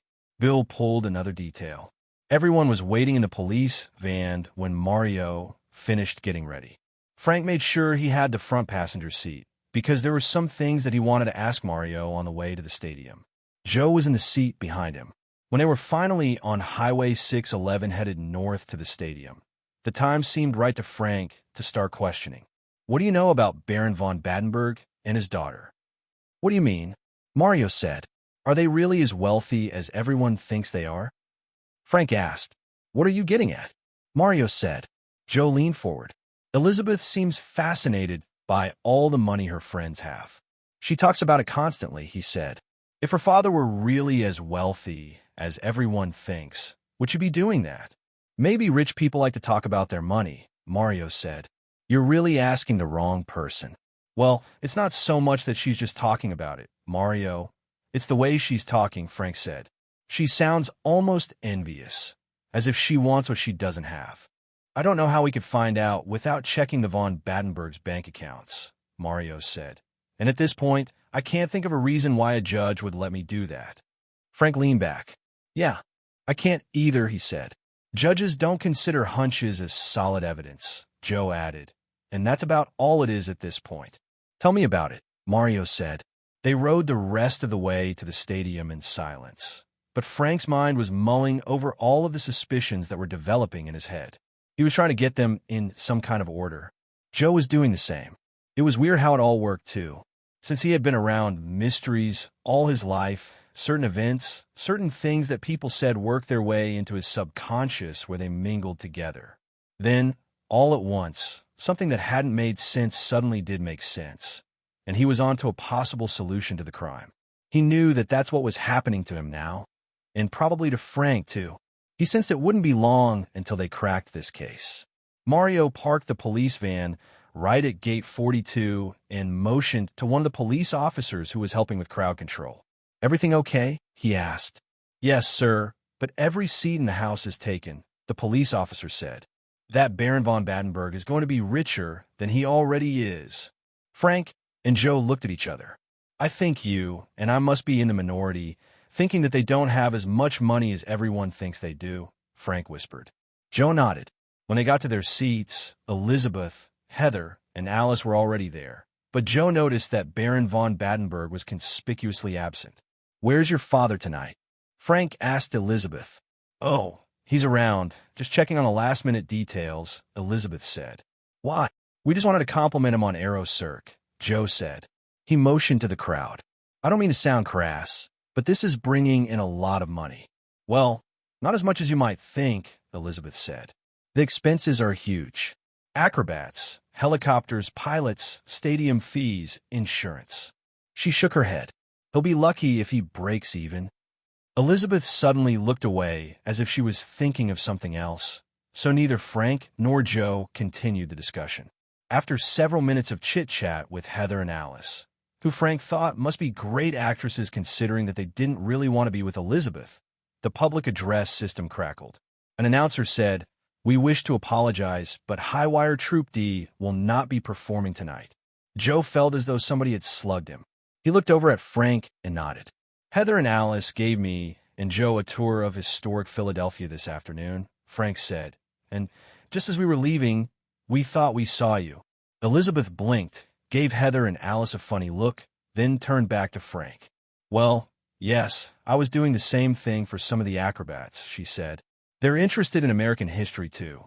High Wire Troop D. Joe asked.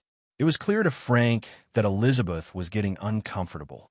Well, as a matter of fact, yes, and it's probably all my fault that they're not here tonight because I insisted they have one of our famous Philly cheesesteak sandwiches, Elizabeth said. The place where we went was, well, kind of a greasy spoon. Their stomachs probably aren't used to that. Frank looked down the aisle and saw Mario headed in their direction. He stood up. I just thought of something that Joe and I need to talk to Mario about, he said. He turned to Heather and Alice. Could you make sure these three, he pointed to Chet, Matt, and Tony, get back to the Zettarellas? Of course, Alice said. It'll be our pleasure. Heather added. Where are you going? Elizabeth asked. Joe could hear the concern in her voice. I hope we're going to solve a mystery, he said. The Hardy boys hurried down the aisle to intercept Mario. When they reached him, Joe said, We need to head downtown. Why? What's wrong? Mario said. High Wire Troop D isn't performing tonight, Frank said. That's the troop Elizabeth was with downtown this afternoon. They weren't looking at the historic sites, Joe said. Frank, and I think they were casing some of the high-rise apartment buildings. What? Mario said. We'll tell you all about it on the way downtown, Frank said. The three of them raced toward Gate 42. Mario radioed the police officer he had talked to earlier and told him to have the van running. Within minutes, they were out of the stadium parking lot and heading back downtown. The traffic was heavier tonight, but Mario expertly maneuvered the van through it all.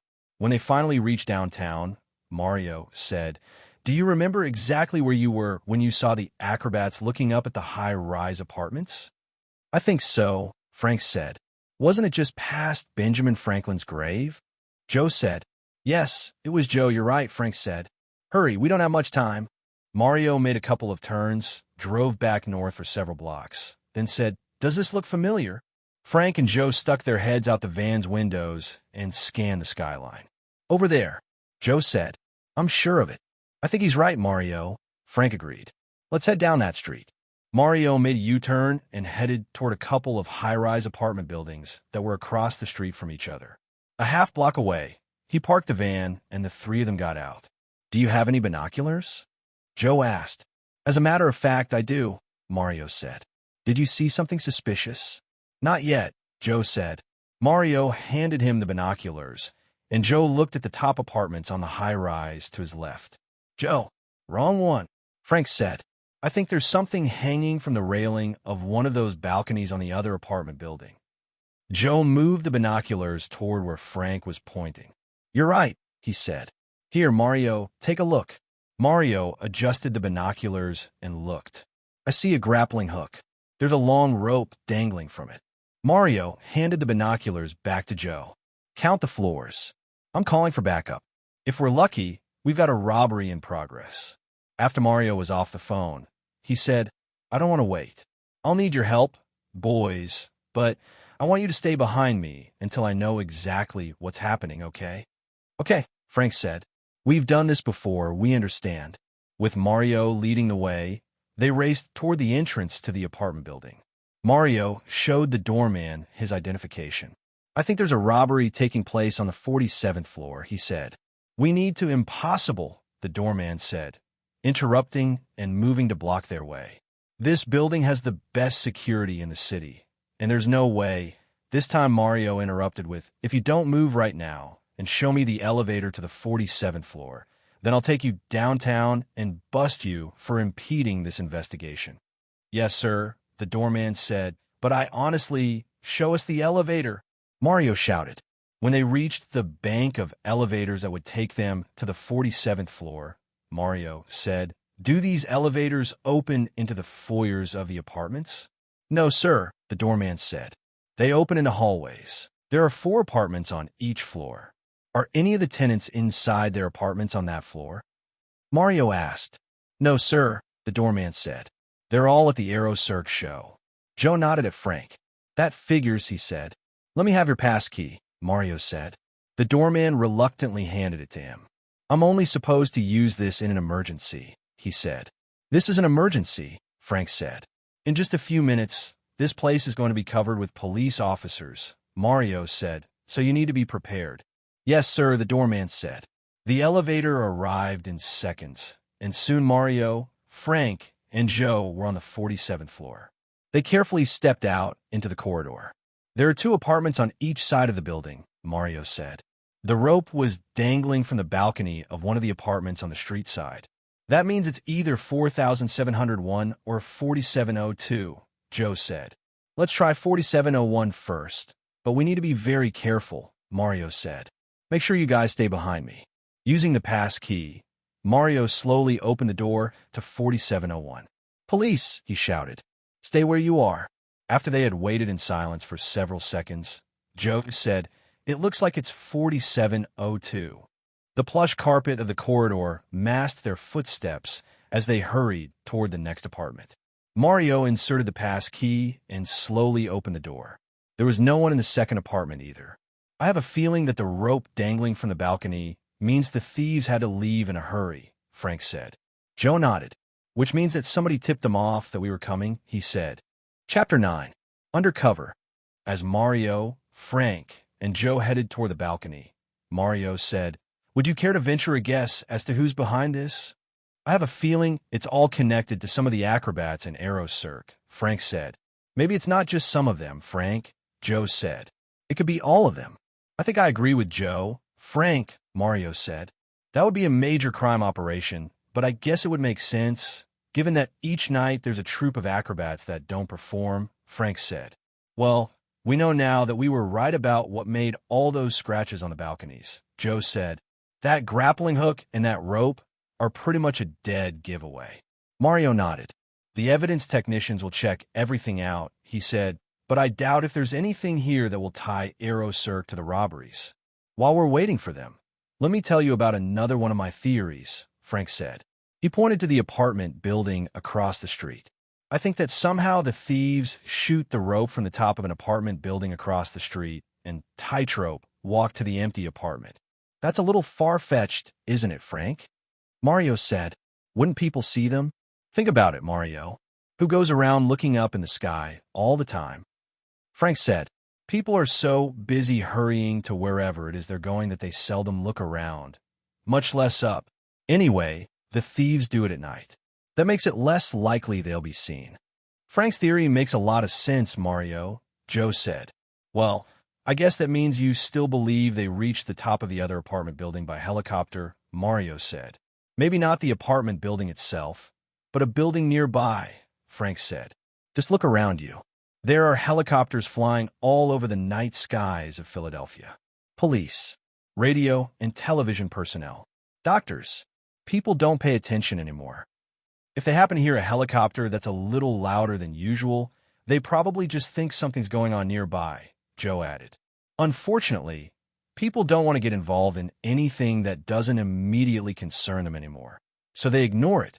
Why don't they land on top of the apartment building? Mario asked. Maybe they don't want to take a chance on the one person in the apartment building who would get curious about the noise, Frank said. They land on office buildings where there are fewer people around at night. Just then some Midtown detectives arrived, along with the evidence technicians. Frank and Joe followed Mario back into the living room. It's all yours, guys. I can almost assure you that you won't find anything inside the apartment, Mario said, but there's a grappling hook and a rope attached to it out on the balcony, which I want to see if you can connect to Aerocirque. That flying circus that's in town, one of the evidence technicians said. You're kidding me. No, I'm not, Mario said. Come on, boys, he said to Frank and Joe. We have some plans to make. When they reached the lobby, they passed the owner of the apartment, who was demanding that the police let him and his wife in immediately. It won't be long, sir, one of the officers was saying. It's important that we look for evidence to help solve this crime spree. The front doors closed on Frank and Joe before they could hear what the apartment owner said. After they climbed back into the van and started heading out of downtown Philadelphia toward Mario's house, he said, I have an idea. It could be dangerous, but my officers and I will be with you all the way, and I think it's the only way we're going to catch these guys. Let's hear it, Joe said. We've been in dangerous situations before. Yeah, it's nothing new, Frank agreed. Tomorrow night is Aerocirque's last performance, Mario said. There's only one troupe that has performed every night, the masked high-wire troupe. Something tells me they'll be the ones to rob an apartment building tomorrow night. Oh yeah, Frank said. They're the guys who never take off their masks when they're around the other acrobats. Right. They belong to some sort of cult that makes them use masks, Mario said. None of the other acrobats have ever seen their faces. Where do we fit in? Joe asked. Well, every troupe is at the stadium until right before the circus begins, Mario said. The one troupe that doesn't perform leaves just after it's announced that someone is taken ill. Frank and Joe nodded. So if my officers and I can slip you boys into the troupe as they're leaving, then you could be in on the robbery, Mario said. We'll have you wired, so we'll know where you are every minute. You expect us to walk one of the wires? Joe asked. Mario shook his head. Absolutely not, Joe, he said. Two of the acrobats are always the anchors during the performance. They never walk the wire. You're sure? Frank said. I'm sure, Mario said. They're there to help the walkers back onto the platform. So you think these two anchor acrobats stay on the roof of the building opposite the apartment being robbed, sort of like lookouts for the guys walking the rope? Joe said. Mario sighed. I guess it does sound kind of far-fetched, he finally said. Let's just forget it and see if we can think of a more sensible solution. No, Mario, this doesn't sound far-fetched at all, Frank said. In fact, it sounds brilliant. And Joe and I could certainly handle the detective work required. They were nearing Mario's neighborhood. I'm thinking that tomorrow morning, early, the three of us should head out to the stadium, where I'll make it known that it's very important to the Philadelphia Police Department that some important visitors practice with a masked troupe, Mario said. They may not want it, but I don't think they'll say anything because if they're really behind all these robberies, they won't want to irritate me. Sounds like a plan, Frank said. He turned to Joe. We need to go to bed right when we get home, he added. Circus performers need their sleep. The next morning, bright and early, before Chet, Matt, or Tony was awake, Mario took Frank and Joe to the stadium. When they arrived, all of the AeroCirque acrobats were unloading from 2 charter buses. I hadn't even thought about this, Joe said, but where do they stay at night? Baron von Battenberg has rented an entire motel just a couple of miles from here, Mario said. They're probably too smart to stash any of the stolen items there, Frank said. Probably, Mario agreed. Of course, we're not sure they're behind these robberies, he added. It could just be a coincidence. Somebody could be setting them up. Joe shook his head. The people behind these high-rise apartment robberies are trained acrobats, Mario, he said, and I'm assuming that the only trained acrobats in Philadelphia are the ones from AeroCirque. Mario nodded. So we should proceed as planned, Frank said. Mario pulled the police van up behind the last bus, and the 3 of them got out. They headed toward the smaller practice tent. The masked high-wire troupe is the only one that practices here, he said. They're completely separate from the others. I just thought of something, Mario. This is the most acrobatic team in AeroCirque, Joe said. I have a feeling that they're saving the best for last. Whoever they're going to rob tonight must be somebody really special. I guess we'll find out tonight, Mario whispered. As they approached the entrance to the tent, Frank reviewed the plans he and Joe had made before they went to bed last night. Mario would tell Baron von Battenberg that Frank and Joe were so enthralled by what they had seen in AeroCirque that they were planning a mini-act at Bayport High School to raise money for charity. Of course, their circus wouldn't have helicopters, but it would have high-wire acts, and Frank and Joe wanted to train with some of the acrobats to learn what they could. Mario would tell Baron von Battenberg that the group Frank and Joe most admired was the masked troupe. If the Baron refused to let the boys shadow that troupe, Mario had told them, he would explain that he wasn't above not only pulling their permit for tonight's performance in Philadelphia, but contacting his network of police officer friends along AeroCirque's tour and suggesting they do the same thing. Mario assured the hardy boys that the Baron would come through. As it turned out, Mario was right on the money. The Baron didn't hesitate when Mario suggested that Frank and Joe practice with a masked troupe. Of course, you'll have to wear costumes and masks too, Baron von Battenberg told them. The acrobats in this troupe never practice without their costumes and masks. They won't work with anyone who isn't wearing them. We were counting on that, Joe told him. Weren't we, Frank? Frank smiled and nodded. Yes, we were, he said. The Baron clapped his hands. One of the masked troupe members looked up, and the Baron motioned him over to where they were standing. Instead of speaking to the acrobat, he mimed that he wanted Frank and Joe to put on costumes and masks and practice with the troupe. The acrobat nodded. Then he motioned for Frank and Joe to follow them. Joe followed, but Frank turned to the Baron. "What language do they speak?" he asked. "They don't," the Baron replied. "They're all deaf." Suddenly, Frank wondered if their plan was going to work. "Were you using sign language?" he asked. The Baron shook his head. "They don't know that either," he replied. "They just act out what they want people to do, and that seems to work." "So what you're saying is that none of them use the same signs to let the others know what they want?" Frank asked. "That's about it," the Baron said. "They're a peculiar lot, but they're the most exciting of the acrobats. They have nerves of steel. I think that comes with not being able to hear the crowd noise. Nothing throws them off." Joe and the masked acrobat were now on the other side of the tent.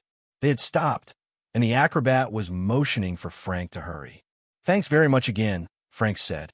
He turned and started running toward them. The acrobat showed the Hardy Boys to the dressing room.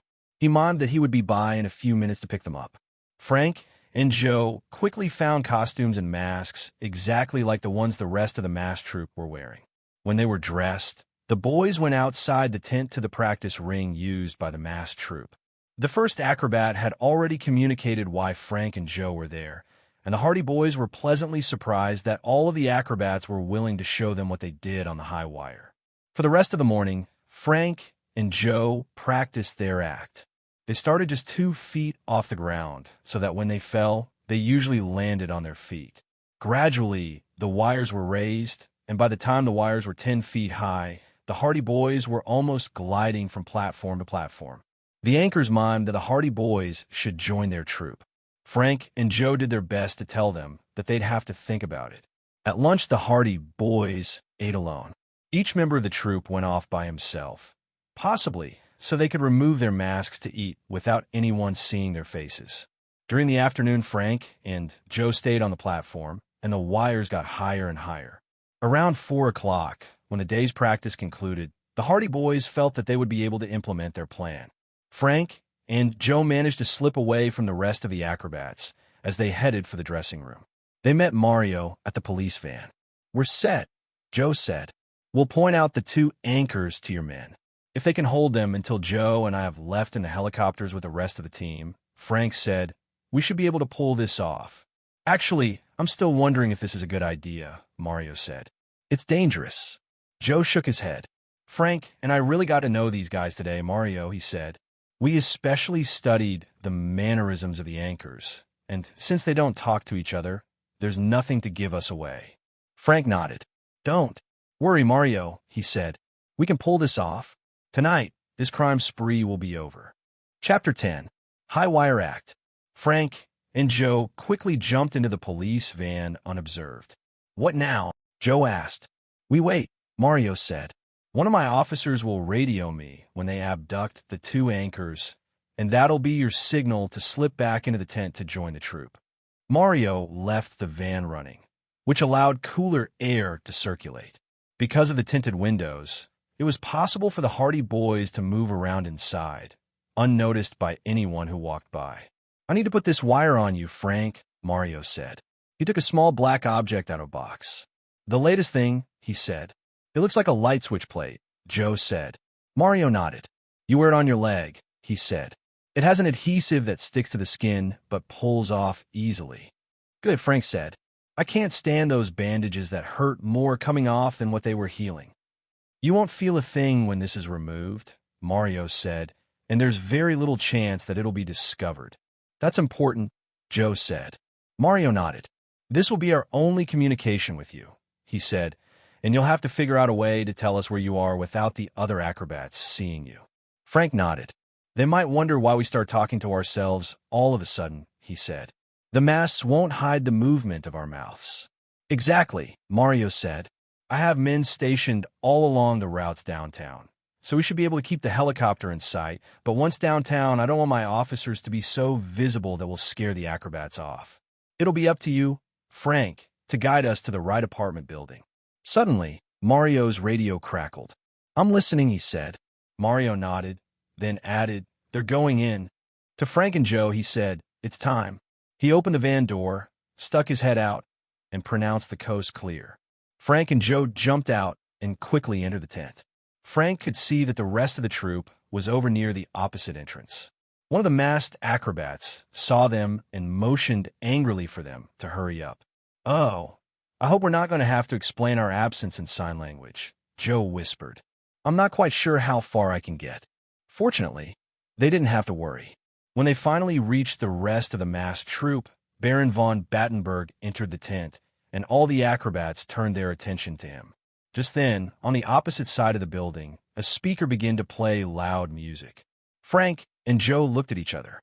There was no way Mario would be able to pick up any of this conversation.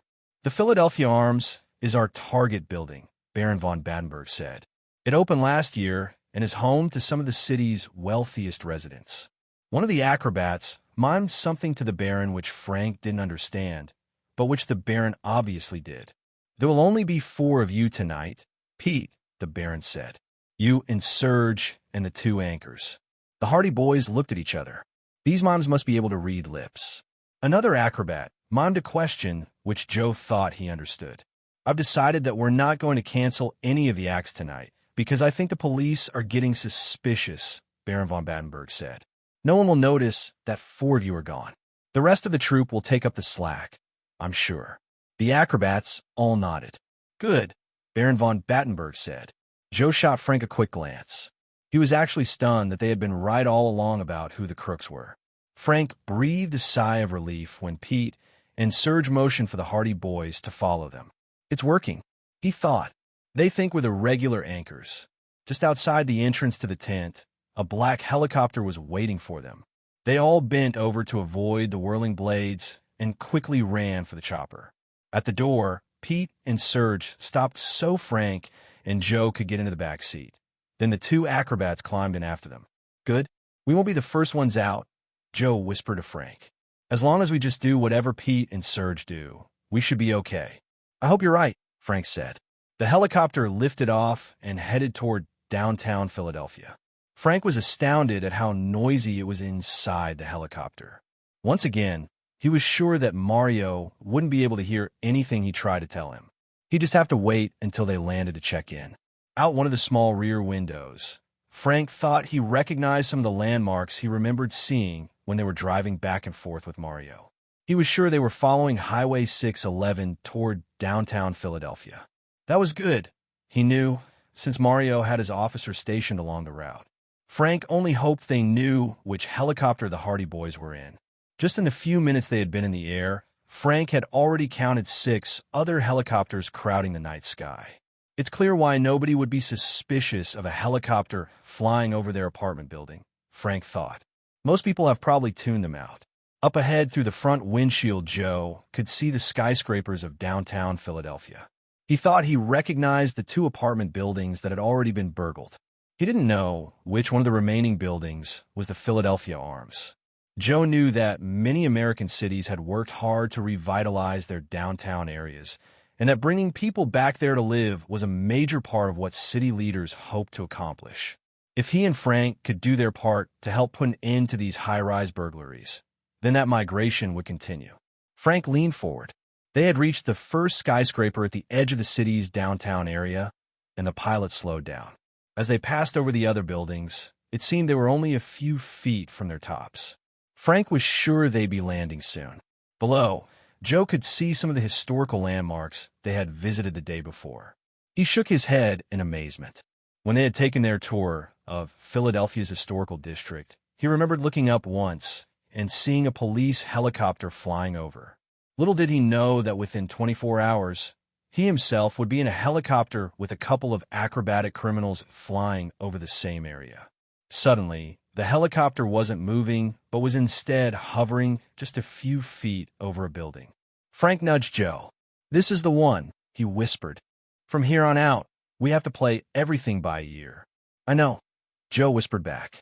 "Be careful." "You be careful too," Frank whispered. The pilot signaled that he was lowering ropes. Out his side window, Frank saw a rope fall. He looked over and saw Joe peering out his window. Frank was sure that another rope was being lowered on that side too. Serge turned and motioned for Frank to follow his lead. Pete did the same to Joe. Within seconds, Serge was out of the helicopter and sliding down the rope. Frank was right behind him. He now knew the reason why all of the masked acrobats also wore heavy gloves. Even with them on, he could feel the heat of the friction. As Joe slid down the rope on his side, he saw Frank reach the end of the other rope and jump the few remaining feet. He did the same, but as he landed, he saw Pete lying on the roof, holding his ankle. Joe didn't know what to do now. It was obvious that Pete was in a lot of pain. Serge hurried over to Pete, but Frank stayed where he was a few feet away. What's he doing? Joe wondered. He wanted to find out, but he was sure that might make Serge suspicious.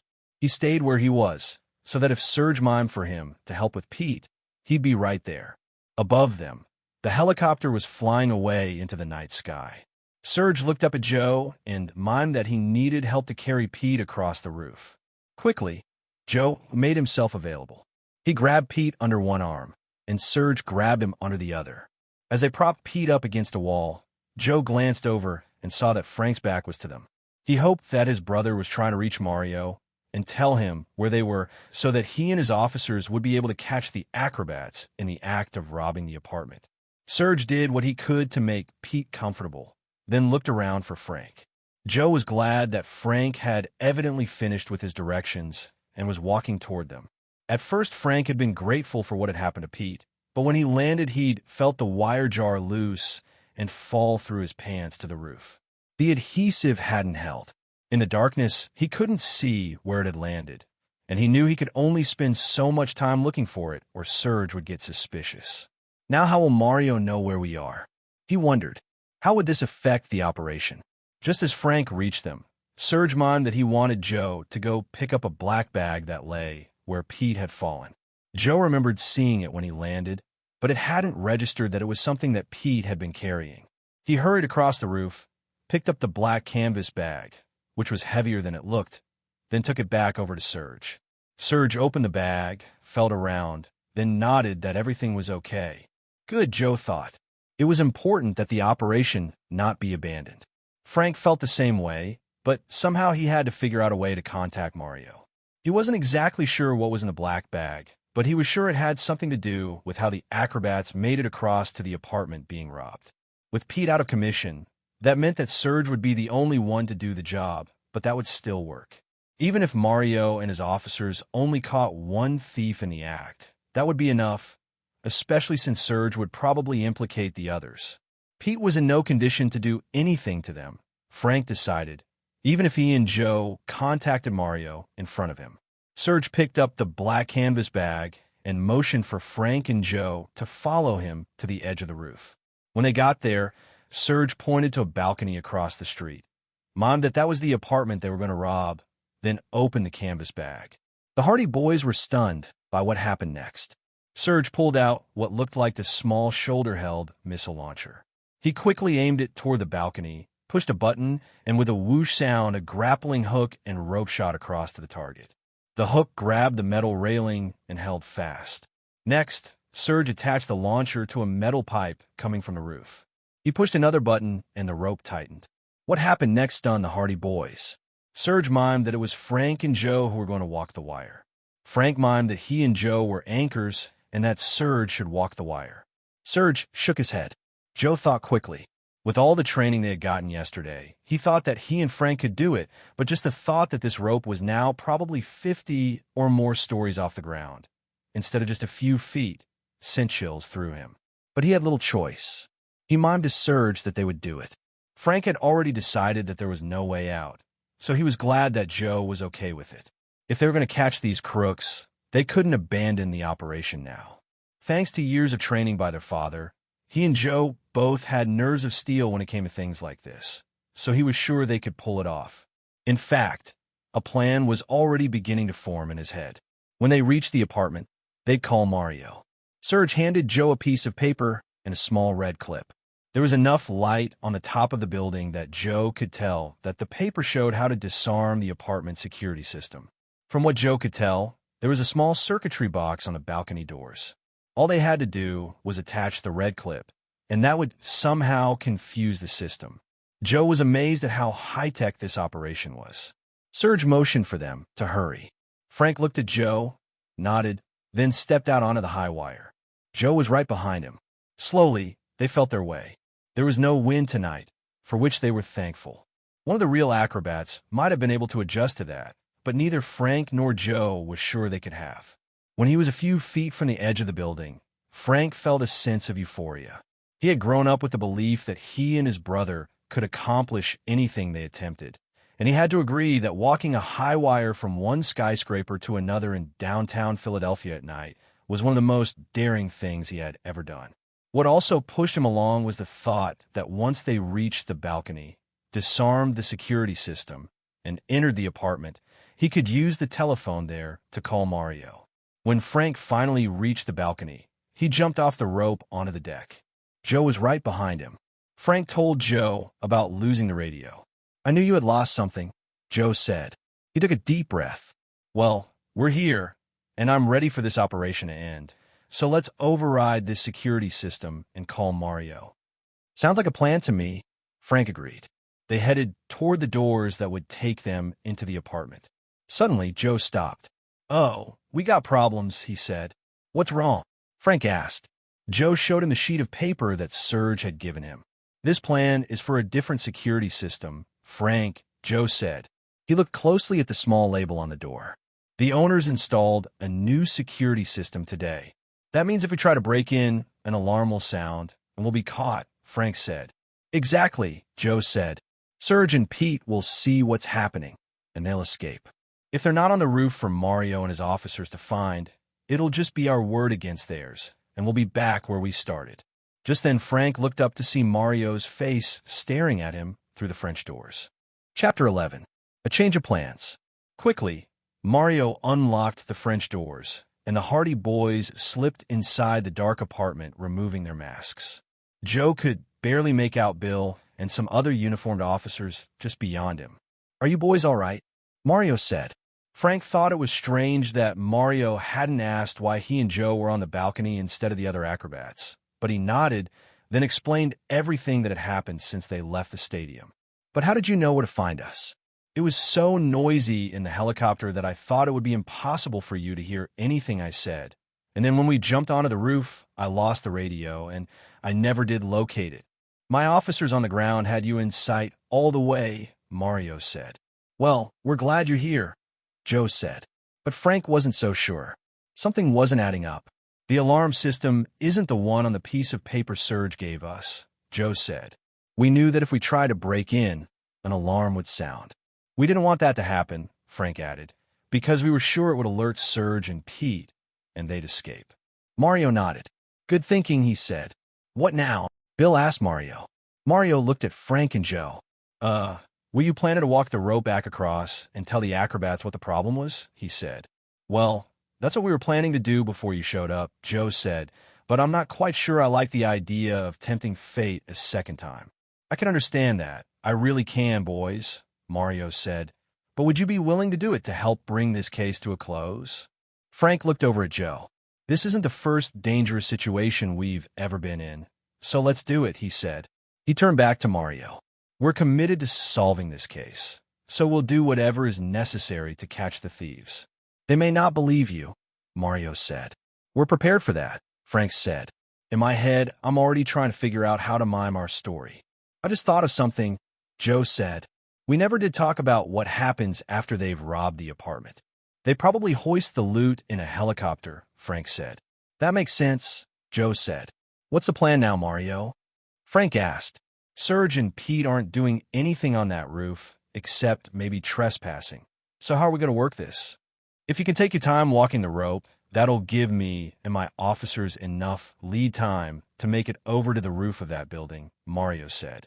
"I have a night vision camera in the van. If we can get pictures of you two miming the break-in with reactions from the acrobats," Bill said, "then that along with your testimony might be enough to get a conviction." Mario looked at Frank and Joe. "It's weak, I know, but at the moment, since we're dealing with a troupe that can't talk, it's about all we can do." "Okay, we'll do our best," Joe said. Frank nodded. "We'll make sure that what they mime will look to a jury like they're talking about breaking into an apartment." With Joe in the lead, the Hardy boys left the dark apartment and headed back to where the grappling hook was attached to the metal railing.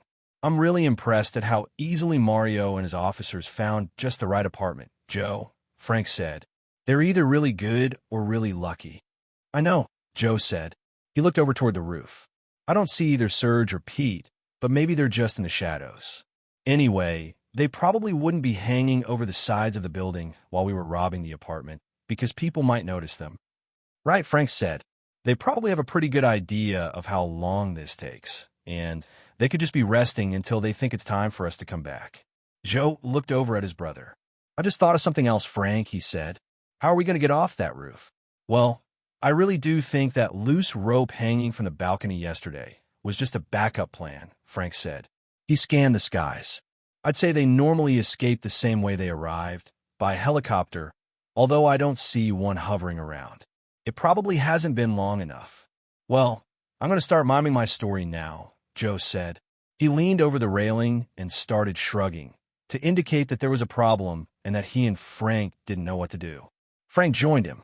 He mimed trying to break into the apartment, suddenly stopping and covering his ears to keep from hearing a loud alarm. I think we've killed all the time we can, so I guess we should start across, Joe said. He put one foot on the metal railing, then lifted the rest of his body until both feet were together. Slowly, he began to stand up. He tentatively put one foot on the rope and felt its tension. It's still tight. We can do this. Inch by inch, Joe made his way along the rope and away from the edge of the apartment building. This is totally nuts, he thought. Behind him, Frank waited until Joe was several feet away and over the street before he got on the rope. If I make it across, Frank thought, I never want to see another high wire act. Frank had just reached the edge of the building when he thought he saw Mario getting into a car below. Neither Bill nor any of the other officers were in sight. They must have parked in a less conspicuous spot than the front of the building, Frank thought. That made sense. They were probably going to take a roundabout way to reach the building he and Joe were now heading to. Frank hoped they reached it in time. He didn't know how long they could mime to Serge and Pete what happened without the helicopter returning to take them away, if that was how they escaped. Joe knew that Frank was behind him, but he was concentrating on maintaining his balance. On the walk over, he had been relaxed, because he knew that all he and Joe had to do was to make sure that Mario and his officers would be waiting for them. But now Joe was wondering what lay ahead. Suddenly, his concentration was broken by the sound of sirens in the street below. Joe stopped walking. Slowly, he looked down. Several vehicles with flashing lights were racing past. Frank stopped walking within seconds after Joe had. He also looked down to see what was happening. The vehicles were now close enough that he recognized 2 fire engines, 3 ambulances, and 5 squad cars. This doesn't look good, he thought. When the vehicles stopped in front of the building they were heading toward, Frank decided it looked even worse. Joe made a quick decision.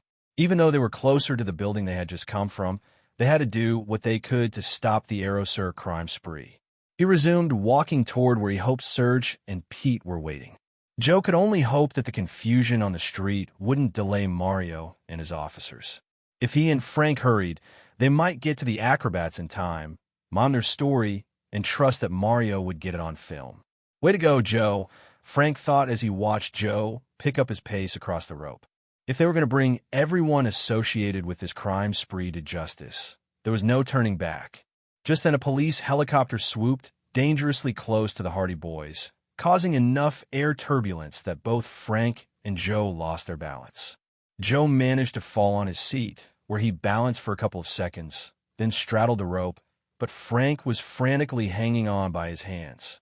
Frank, Joe called when he saw the precarious situation his brother was in. Let me help. No, I'm okay, Frank shouted. If you can't stand up, then just slide along to the edge of the building. I've got enough grip with these gloves that I can manage to swing my way there. Quickly, Joe pulled himself toward the other building. It was actually not as difficult to balance this way as it was walking. Frank's only concern was that when he started swinging toward the building, it would unbalance his brother. So he just hung by his hands until he decided Joe was far enough along that there would be no problem. Frank was thankful for all of the hours of gymnastics practice. His arms were strong, so he knew he could make it. When he looked up once, he saw that Joe had reached the edge of the building, and he was happy to see that Serge was there to lend him a helping hand. Just a few more feet, Frank thought, and then we'll go into our act. We'll make sure that whatever Serge mimes it'll be easy to tell that we were all here tonight to rob that apartment. Chapter 12. Prisoners. Now Joe could see Serge and Pete. It was as if they had suddenly appeared out of nowhere. Both of them were standing together at the edge of the roof with their hands outstretched. Below him, the activity in the street seemed to be picking up. Joe wasn't sure if it was that or if something else was making him nervous, but he was glad that he only had a few more feet to go before he was safely across the rope. Something's not right, Frank thought as he watched Joe nearing the end of the rope. It was just a feeling, but he had had this feeling before, and he knew to trust his instincts.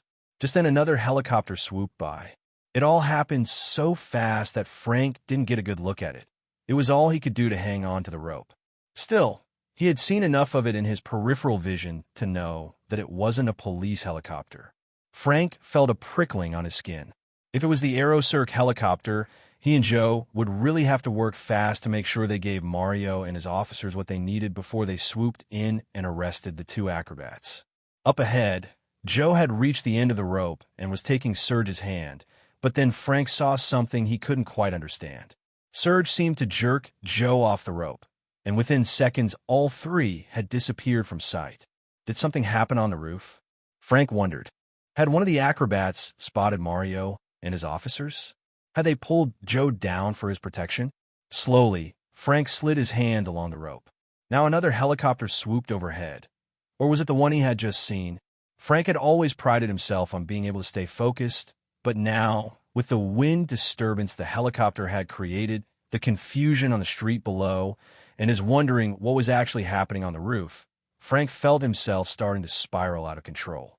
He stopped for a split second, just long enough to take 2 quick, deep breaths to calm himself. Then he began sliding his hands along the rope again. Unlike their first walk on their way to the apartment, the trip back seemed endless. If the rope had been covered in tar, Frank decided, it would have been easier to maneuver. Soon Frank was only inches from the end of the rope. Suddenly, Serge rose before him. His hand was stretched out toward Frank. "Hurry, Frank," Serge said. "We don't have much time." Frank grabbed Serge's hand. "I'm hurrying." It's kind of two things happened simultaneously. Frank realized that Serge was talking just as Serge yanked him off the rope. He landed with a thud on the graveled roof of the building. When Frank tried to move, Serge's powerful foot kept him pinned down. "You can talk," Frank managed to say. "Of course we can talk," Pete said. Frank hadn't seen the man, but he knew from the direction of his voice that he was just a few feet away. "You don't really think the Baron went around Europe looking for acrobats who were hearing and speech impaired, do you? It was just part of the act, and it worked too. Where's my brother?" Frank demanded. "I'm here, Frank," Joe said. Yes, we're all here now," Serge said. "And in a few minutes, we're all going to be gone once again." Frank was sure Serge was talking about the helicopter. Somehow he had to find out from Joe if Mario and his officers were anywhere nearby. Okay, so we didn't fool you," Frank said. He tried to sit up, but once again, Serge's powerful foot shoved him back to the roof. The tiny pieces of gravel felt sharp against his skin. "We just wanted to be a part of the circus. We didn't mean any harm. At school, we're members of the gymnastics team, and we thought we'd be big men on campus if we actually walked the ropes with you guys. We had no idea you were into this. If you'll just let us go, we won't talk." "Oh, so the great Hardy boys won't talk if we let them go," Serge said with a snarl. "We're not stupid. They know all about us, Frank," Joe said. "Your brother's right, Frank," Pete said. "We know all about you." "What do you know?" Frank said. Serge grinned menacingly. "Oh, you'll find out soon enough," he said. "And I think you'll be really surprised, too. You'll never get away with this," Joe said. "The Philadelphia police know where you are." "Of course they do," Serge said. "But they'll never make it to the roof in time. The Baron's friends won't let them. We're masters at creating diversions, and you're witnessing one of the biggest diversions we've ever pulled off." "Who are the Baron's friends?" Joe thought. "What do you mean?" Frank asked. "When the Baron and his friends found out that things hadn't gone according to plan, he told us to put a few smoke bombs in strategic places while you were in the apartment across the street," Serge said. "This entire building has been shut down. If you're expecting the Philadelphia Police Department to rescue you in time, then you're out of luck." "Serge is right," Pete said. He gave a laugh that chilled Joe to the bone. We've got big plans for the Hardy Boys. A noise across the roof made Serge take his foot off Frank's back. Do you see the helicopter, Pete? Serge called. No, Pete said. Well, it was here once, but the police helicopters must have radioed the pilot to stay clear of the building, Serge said. He's probably waiting until he can slip in unnoticed from a different direction. I wish he'd hurry up, Pete said. This is taking too long. He quickly wiped his brow. Suddenly, Joe had hope. He had seen a crack in Pete's act. Underneath, the man was scared. Joe could use that against him. You'll never get off this roof alive, Pete, Joe whispered to him. Stop talking now, Pete whispered back. You're the one who needs to worry. What's going on over there? Serge called from the edge of the roof. Nothing, Pete shouted back. Good, it's working, Joe thought.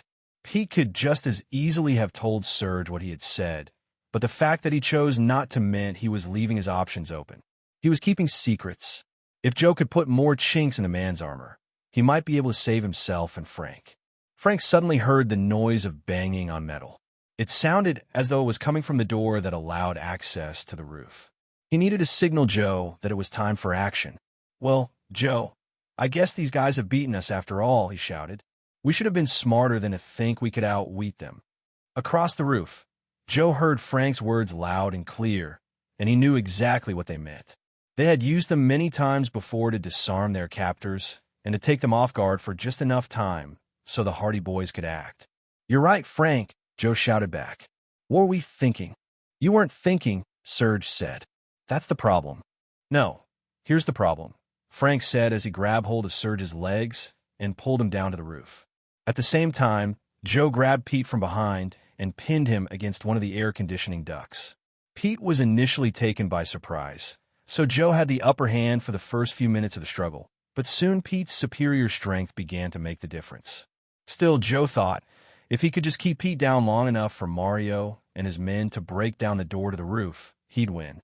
Frank had Serge in a headlock, and the two of them were rolling around on the roof. Frank tried to keep his face free of the sharp rocks, but he felt as though all of his skin was being scraped off his hands and his arms.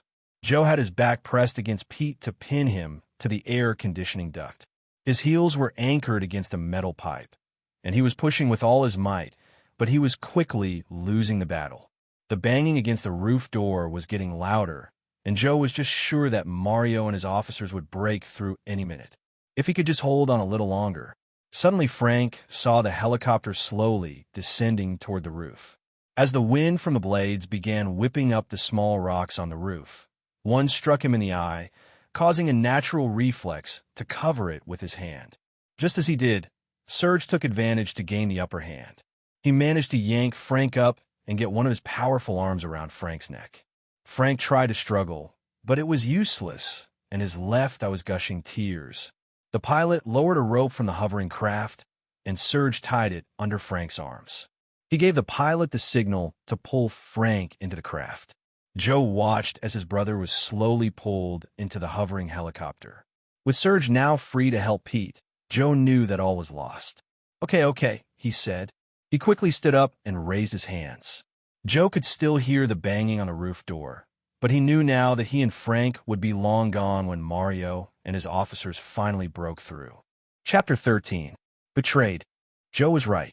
As he was being pulled into the helicopter, the metal door to the roof burst open, and Mario and his officers charged through. But they were too late. The pilot of the helicopter banked sharply, and they were instantly heading away. Serge shoved Joe down between the rear seats where Frank was already lying. Don't try anything else, he said. If you do, I'm going to push you out. Just a couple of minutes more, and Mario would have made it. Frank managed to whisper to his brother. We had them, Joe, but when the wind from the helicopter blades whipped up those pebbles, it was like buckshot on my skin. I know, Joe whispered back. I wonder where they're taking us. I hope it's back to the stadium, Frank said. At least we might have a chance if they do. I don't think that's going to happen, Frank, Joe whispered. I'm glad they didn't have time to do that to me, he said, looking at the way Frank was tied. They had to get me into the helicopter and get off the roof. That might be the only advantage they had, Joe thought. If there was some way he could shift his weight enough, then he could untie Frank. Serge and Pete were having a heated conversation with the pilot. They weren't paying attention to Frank and Joe. Perfect, Joe thought. Before he would be able to do anything, though, he needed to shift his body so he could get some circulation back into his arms. He brought his legs up against his stomach until he was able to use them as a lever to turn his torso.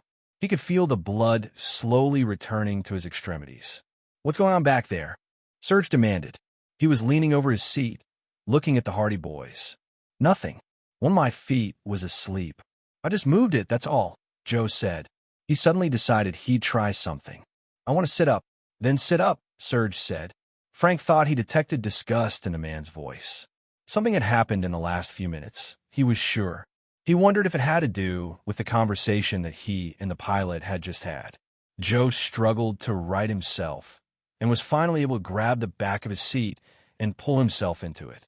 The rope used to pull him into the helicopter was still around his waist, so he undid it and tossed it behind his seat. He hadn't expected any help from either Serge or Pete, but he had to admit that he was puzzled when he realized they weren't watching him. It was almost as if they didn't care about the Hardy Boys any longer. Now that Joe was free, he set about untying Frank. Serge had done more than just tie the rope around Frank's waist, so he could be pulled into the helicopter. Frank's feet and hands were tied too. Still, Joe managed to free his brother by working carefully with the knots. Finally, both Hardy Boys were upright in their seats and ready to find out their fate. Frank was sure he could see boat traffic below. They were over water. Where were they headed?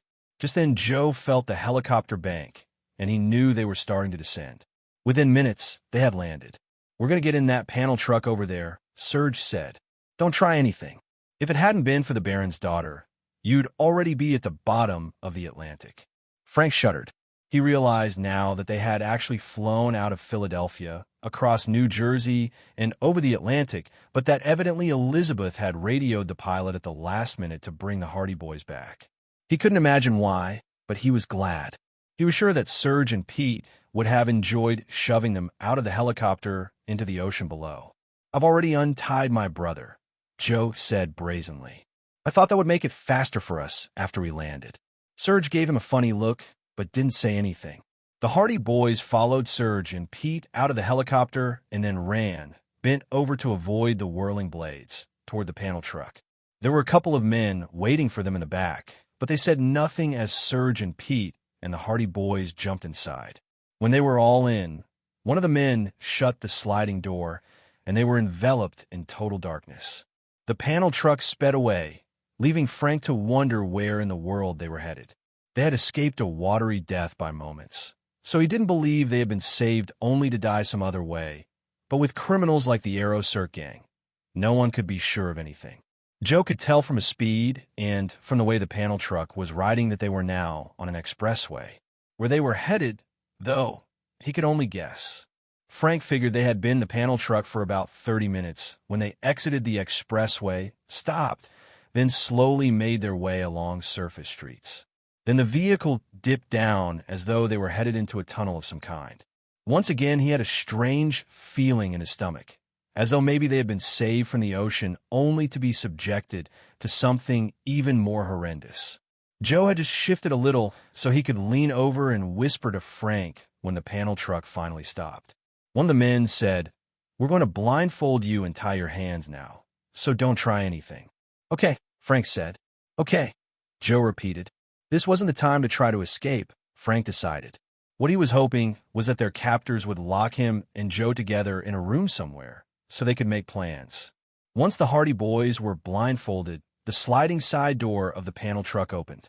Someone took hold of each of their arms and led them across cement. Joe could smell exhaust fumes. They must be in an underground parking garage, he decided. Frank heard a dinging sound, and he knew that they were standing in front of an elevator. He was proven right when he recognized the sound of elevator doors whooshing open. For some reason, Joe thought, elevators smell the same all over the world, and after the doors close, you feel as though you're in a soundproof room. From the rapid ascent, Frank was sure that this was a private elevator that only stopped at the top floors of the building. He wondered what kind of building they were in. Was it the headquarters of some company, or was it one of the high-rise apartment buildings in downtown Philadelphia? It occurred to him that they might soon be involved in another robbery. When the elevator stopped, and the doors opened, Joe felt a hand on his back push him out. Once again, someone grabbed his arm and led him through wherever they were. Frank knew they were standing in front of a door and that someone was using a key. In his mind, he wondered if they were about to meet someone even higher up than the Baron. When the door opened, the Hardy Boys were pushed inside. "Take off your blindfolds," a man said. Joe was stunned. He recognized the voice. The last thing he wanted was to take off his blindfold and look at the person standing before them. Frank slowly removed his blindfold and blinked. As his eyes focused, he said, "Why did you do it, Mario?" Mario Zittarella gave him a steely stare. "For the money," he said. "Why else do people break the law?" He shook his head. "Yesterday, I told the Baron that he had to cut me in on his operation or I'd send him to prison. When he agreed, I knew I had to find a way to get rid of you too, because you were getting too close to the truth." Yesterday? Frank thought. That means this whole operation today was a setup. Joe angrily removed his blindfold. "You're sworn to uphold the law," he shouted at Mario. Mario snorted. "Don't give me platitudes," he said. "People don't respect the police. We can't make a decent living." "Our father trusted you," Frank said. "Well, that's too bad," Mario said. He shook his head. "If it hadn't been for Elizabeth, you two would be at the bottom of the Atlantic, but she managed to convince her father to countermand my orders. And now, well, here you are, and I have to figure out another way to deal with you." "I'm sure you'll think of something," Joe said sarcastically. "Oh, yes, I'm sure I will," Mario said. "This will be the final case for the Hardy Boys." He stood up. "I've got some other business to take care of. Enjoy your last few hours." Chapter 14. Escape. "Greed," Joe said after Mario was gone. "It's all about greed." He shook his head in disgust. "We could sit here all day and analyze the reasons why Mario really did this, Frank, but we'd better focus on finding a way out of here," he said. "We probably don't have long. I'm sure Mario is just trying to figure out some way to get rid of us that won't tie him to the crime. It's Elizabeth who puzzles me. For some reason, she convinced the pilot to fly us here," Frank said. "I wonder why." Joe walked over to the window and looked out. "Frank, come here." Frank joined Joe at the window. "What's the matter?" he asked. "Does any of this look familiar?" Joe said. Frank looked at the buildings across the street. Then he said, "Joe, we're in Elizabeth's apartment building." "I think we're probably in her apartment," Joe said. "I remember smelling something familiar when we got here, and I think it was her perfume." "It's all right. My father wants me to talk to them." A girl's voice had come from the other side of the door, and the Hardy Boys immediately recognized it as Elizabeth's. There was a click, and the door opened. Elizabeth stood there, a scowl on her face. Behind her was a burly guard. "Don't worry. They're not going anywhere," Elizabeth said. "I just want to find out what they know." At that, Elizabeth stepped inside the room and closed the door behind her. She immediately put a finger to her lips, letting Frank and Joe know that they shouldn't say anything. It also told them that maybe, just maybe, they had a chance to escape. Well, I guess the mighty Hardy Boys have met their match," Elizabeth said melodramatically and loud enough for the guard to hear her. But Frank could see in Elizabeth's eyes that she didn't mean a word of it. When she got to Frank and Joe, she whispered, "I'm sorry, and I'm going to help you get out of here, but it's not going to be easy." "Did you really radio the pilot to bring us back here?" Joe asked. Elizabeth nodded. "Nobody was supposed to get hurt. It was only about robbing people's apartments," she said. "Not murder. If you help us escape, Elizabeth, we'll make sure the police know what you did," Joe said, encouraging her. She was clearly their last hope. "It'll make a difference." Elizabeth shook her head. "This just all got out of hand," she said. Now there were tears in her eyes. "How did Mario get involved?" Frank asked. "He's shrewd." "He's very shrewd," Elizabeth said. "He suspected Aerocirc after the first robbery in New York, so he watched us carefully here in Philadelphia. And late yesterday, he told my father what he wanted." "Blackmail," Joe said. Elizabeth nodded. "Is everything all right in there?" the guard called. Yes, it's fine," Elizabeth shouted back in a tough, angry voice. "I'm getting what I need from my father. Don't worry about me. I can take care of myself." Under her breath, she added, "We need to hurry. Just tell us how we can get out, and we'll do it," Joe said. He hesitated. "Why don't you come with us? When they find out what you've done, there's no telling what they'll do to you." I've got this all planned out. They'll never guess that I had anything to do with it, Elizabeth said. You're going to walk a rope to the building across the street. Frank and Joe looked at each other. Are you serious?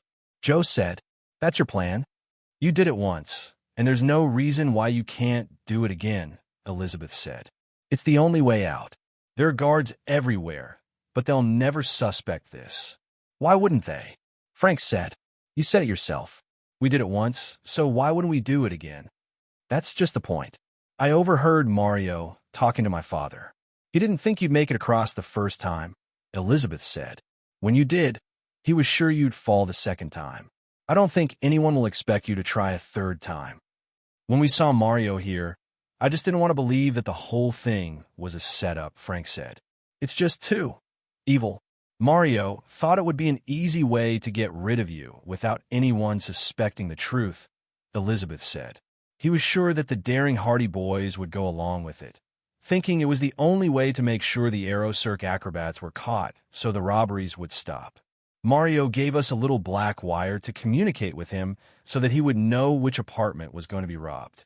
The plan was for him and his officers to be there to catch the acrobats when they came across the rope, Frank said. So, something else I already suspected must be true. That wire was a phony. We were just supposed to think we were communicating with him. Elizabeth nodded. That was an added incentive. If you believed you were in contact with Mario, you'd be more likely to walk the rope, Elizabeth said. When you both fell, as Mario was sure you would, he would have been a witness to the bravery of the Hardy Boys as they tried to solve another baffling case. Frank and I were concerned about all the noise, that it would keep Mario from learning our position, Joe said, when all along he knew where we were headed. I dropped the radio after we jumped from the helicopter, but Mario and his officers showed up anyway, Frank said. At the time, it seemed a little strange, but Mario had an explanation for it, so we shook it off. I'm sorry, Elizabeth said. She looked nervously toward the door. You have to go now. Frank looked at Joe. It's the only way out, he said. We have no other choice. Joe nodded. You're right, he said. He turned to Elizabeth.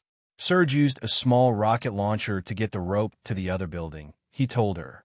How are we going to do that? Elizabeth smiled. Where do you think they store all of their equipment? She said. She walked over to the bookcase, removed a large volume from one of the shelves, and stuck her hand through the space where the book used to be. Within seconds, the bookcase opened, revealing a large walk-in safe. If this were a movie, I'd have expected something like this, Joe said. I guess this whole thing from beginning to end's been like a movie, though, so I'm not surprised. Elizabeth opened the thick door, turned on a light, and Frank and Joe followed her inside. There were small rocket launchers, piles of rope, and grappling hooks stacked all over the floor. Why so much? Frank asked. When they were in a hurry to get away with what they stole from the different apartments, the acrobats had to leave their equipment behind, Elizabeth explained. It can't be traced, so that's no problem, but we had to keep them supplied. My father's job in the plan is to take what they'll need to each performance, so they'll have it. Does Mario know about this? Joe said. He knows about the equipment, certainly, but he doesn't know about this room, Elizabeth said. She smiled at them. He'll have no idea how you were able to escape. What about your father? What will he do when he finds out we've escaped? Frank asked. Will he suspect you? Elizabeth hesitated for a moment. Then she said, My father has already left the country. He flew out on his private jet to an island in the Caribbean a couple of hours ago. No one knows he's gone. Mario thinks he's with the Aerocirque acrobats, planning another robbery for tonight. Joe frowned. And you stay behind, he said. What? I told you, Elizabeth said. Murder was never a part of this plan. If you can sacrifice your safety for us, we can do our part to make sure these people are brought to justice, Frank said. Joe, and I'll get out of here. And since I don't know who in the Philadelphia Police Department we can trust, we'll bring back the FBI. But I want you to leave the apartment as soon as you can. Why? Elizabeth said. You won't be safe when they find out what's happened, Joe said. And Mario may already know that your father has left the country. I'll tell the guards I'm going shopping, something they won't find hard to believe, Elizabeth said. And then I'll wait for your call on my cell phone. That sounds like a plan, Frank said. Elizabeth looked at them both. Are you sure you can make it across? She asked. Frank nodded. The Hardy Boys could do anything they put their minds to, he said. I believe that, Elizabeth said. She helped Frank and Joe carry the rocket launcher, the rope, and the grappling hook over to the window. That middle building across the street looks like a good bet, Joe said. The metal barrier on the roof is about level with this floor. So I say we make that our destination. I agree, Frank said. He looked around the room. What do we anchor the rope to in here? The door to the safe, Elizabeth said. It won't budge. Good idea, Joe said. Frank aimed the launcher toward the metal barrier on the roof and pulled the trigger. With lightning speed, the grappling hook and rope shot across the distance and locked around one of the metal bars. Now let's tie this into the safe door, and we'll be ready for our performance, Frank said. With Elizabeth's help, Frank and Joe soon had the rope anchored to the safe door and as taut as they could make it. Frank took off his shoes but left on his socks. Joe followed suit. This time they meant business. Now, for the performance of our lives, Joe said. He climbed up on the window frame and tested the rope. There's more giving I'd like, but it'll have to do. Slowly, he stepped onto the rope. When he felt he was balanced, he started across. Wait, Joe. I'm scared. Maybe we can come up with a different plan of escape. Elizabeth suddenly said, her voice full of concern. There must be another way. Frank saw Joe falter for just a minute, then regain his balance and continue sliding his feet along the rope. Frank shook his head. We'll make it, Elizabeth, he said. You were right the first time. This is the only way out. Frank climbed onto the window frame, ready to step out onto the rope when Joe was several more feet away. You hurry up and leave, but say something to make the guard believe we're still inside. Okay, I have total faith in the Hardy Boys, Elizabeth said. I'm sorry for whatever role I played in this, but I know everything will be all right, and I'll see you soon. Soon, Frank said as he stepped out onto the rope. Soon, he repeated. He certainly hoped he and Joe could keep that promise. Chapter 15. A new circus act. It was almost dawn, but the street below Joe hadn't yet come alive with early morning traffic. That was a good thing, Joe told himself. That meant he and Frank could probably make it across to the other building without attracting unwanted attention. Frank was trying to stay far enough behind Joe that he wouldn't sway the rope too much.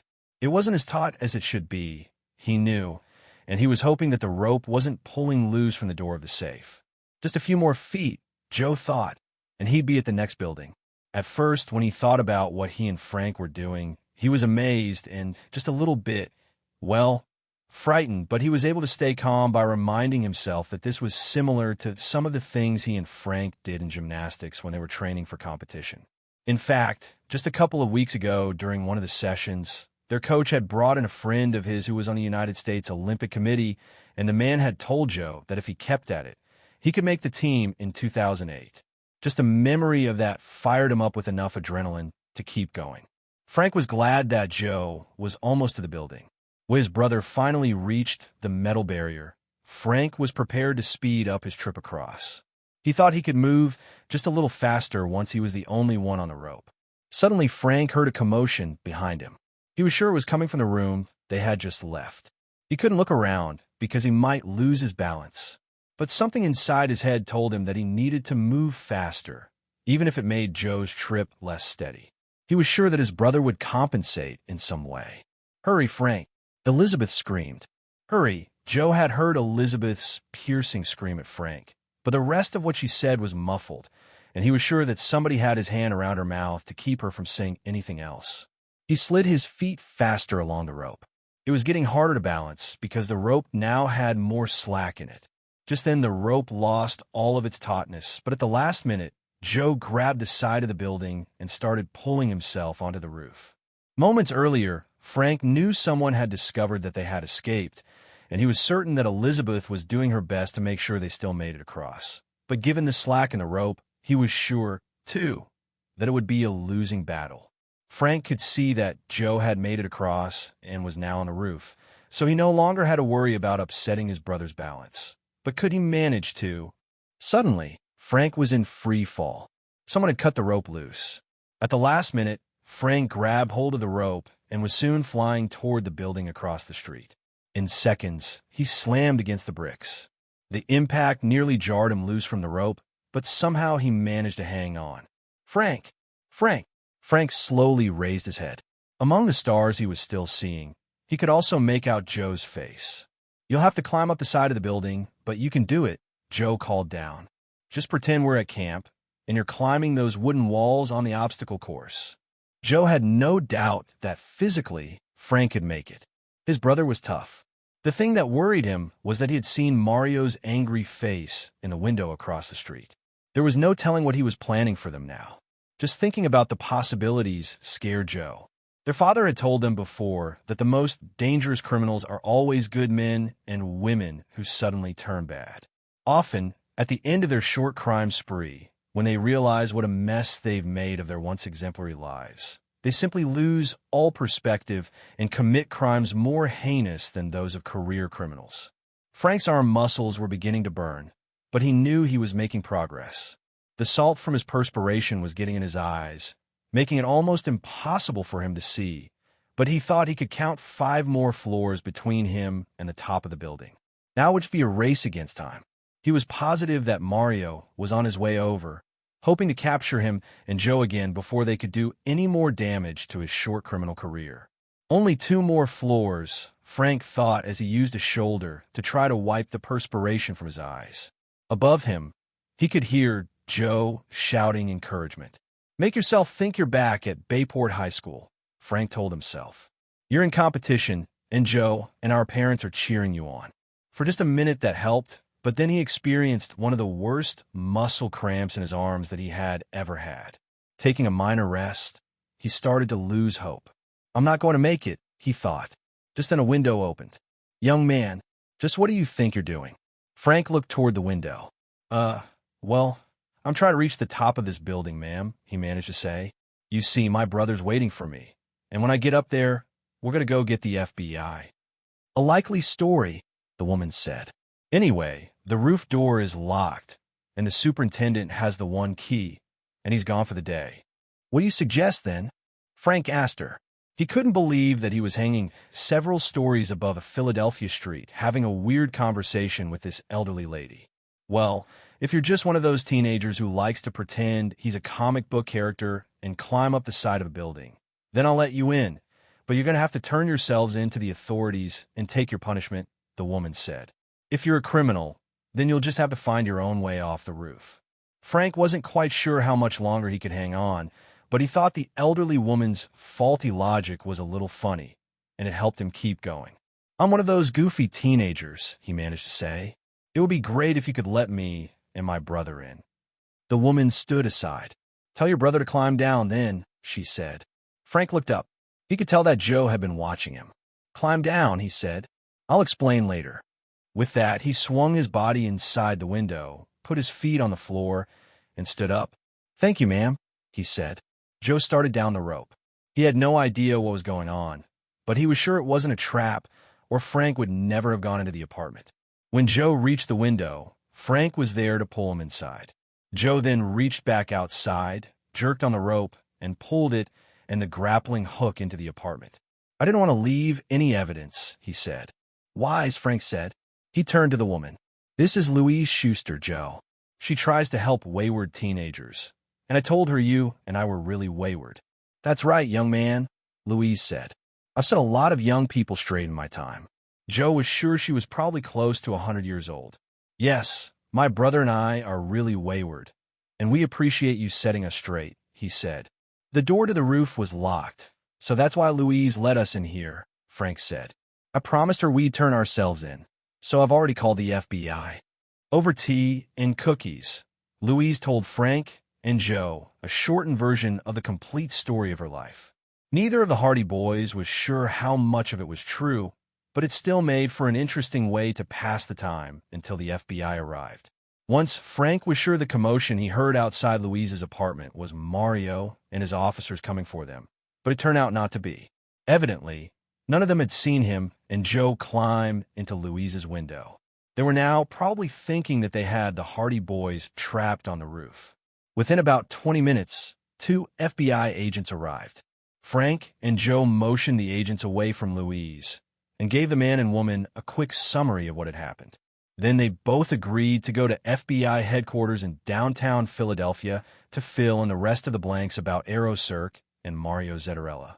Frank and Joe made sure the agents knew that Elizabeth was responsible for saving their lives.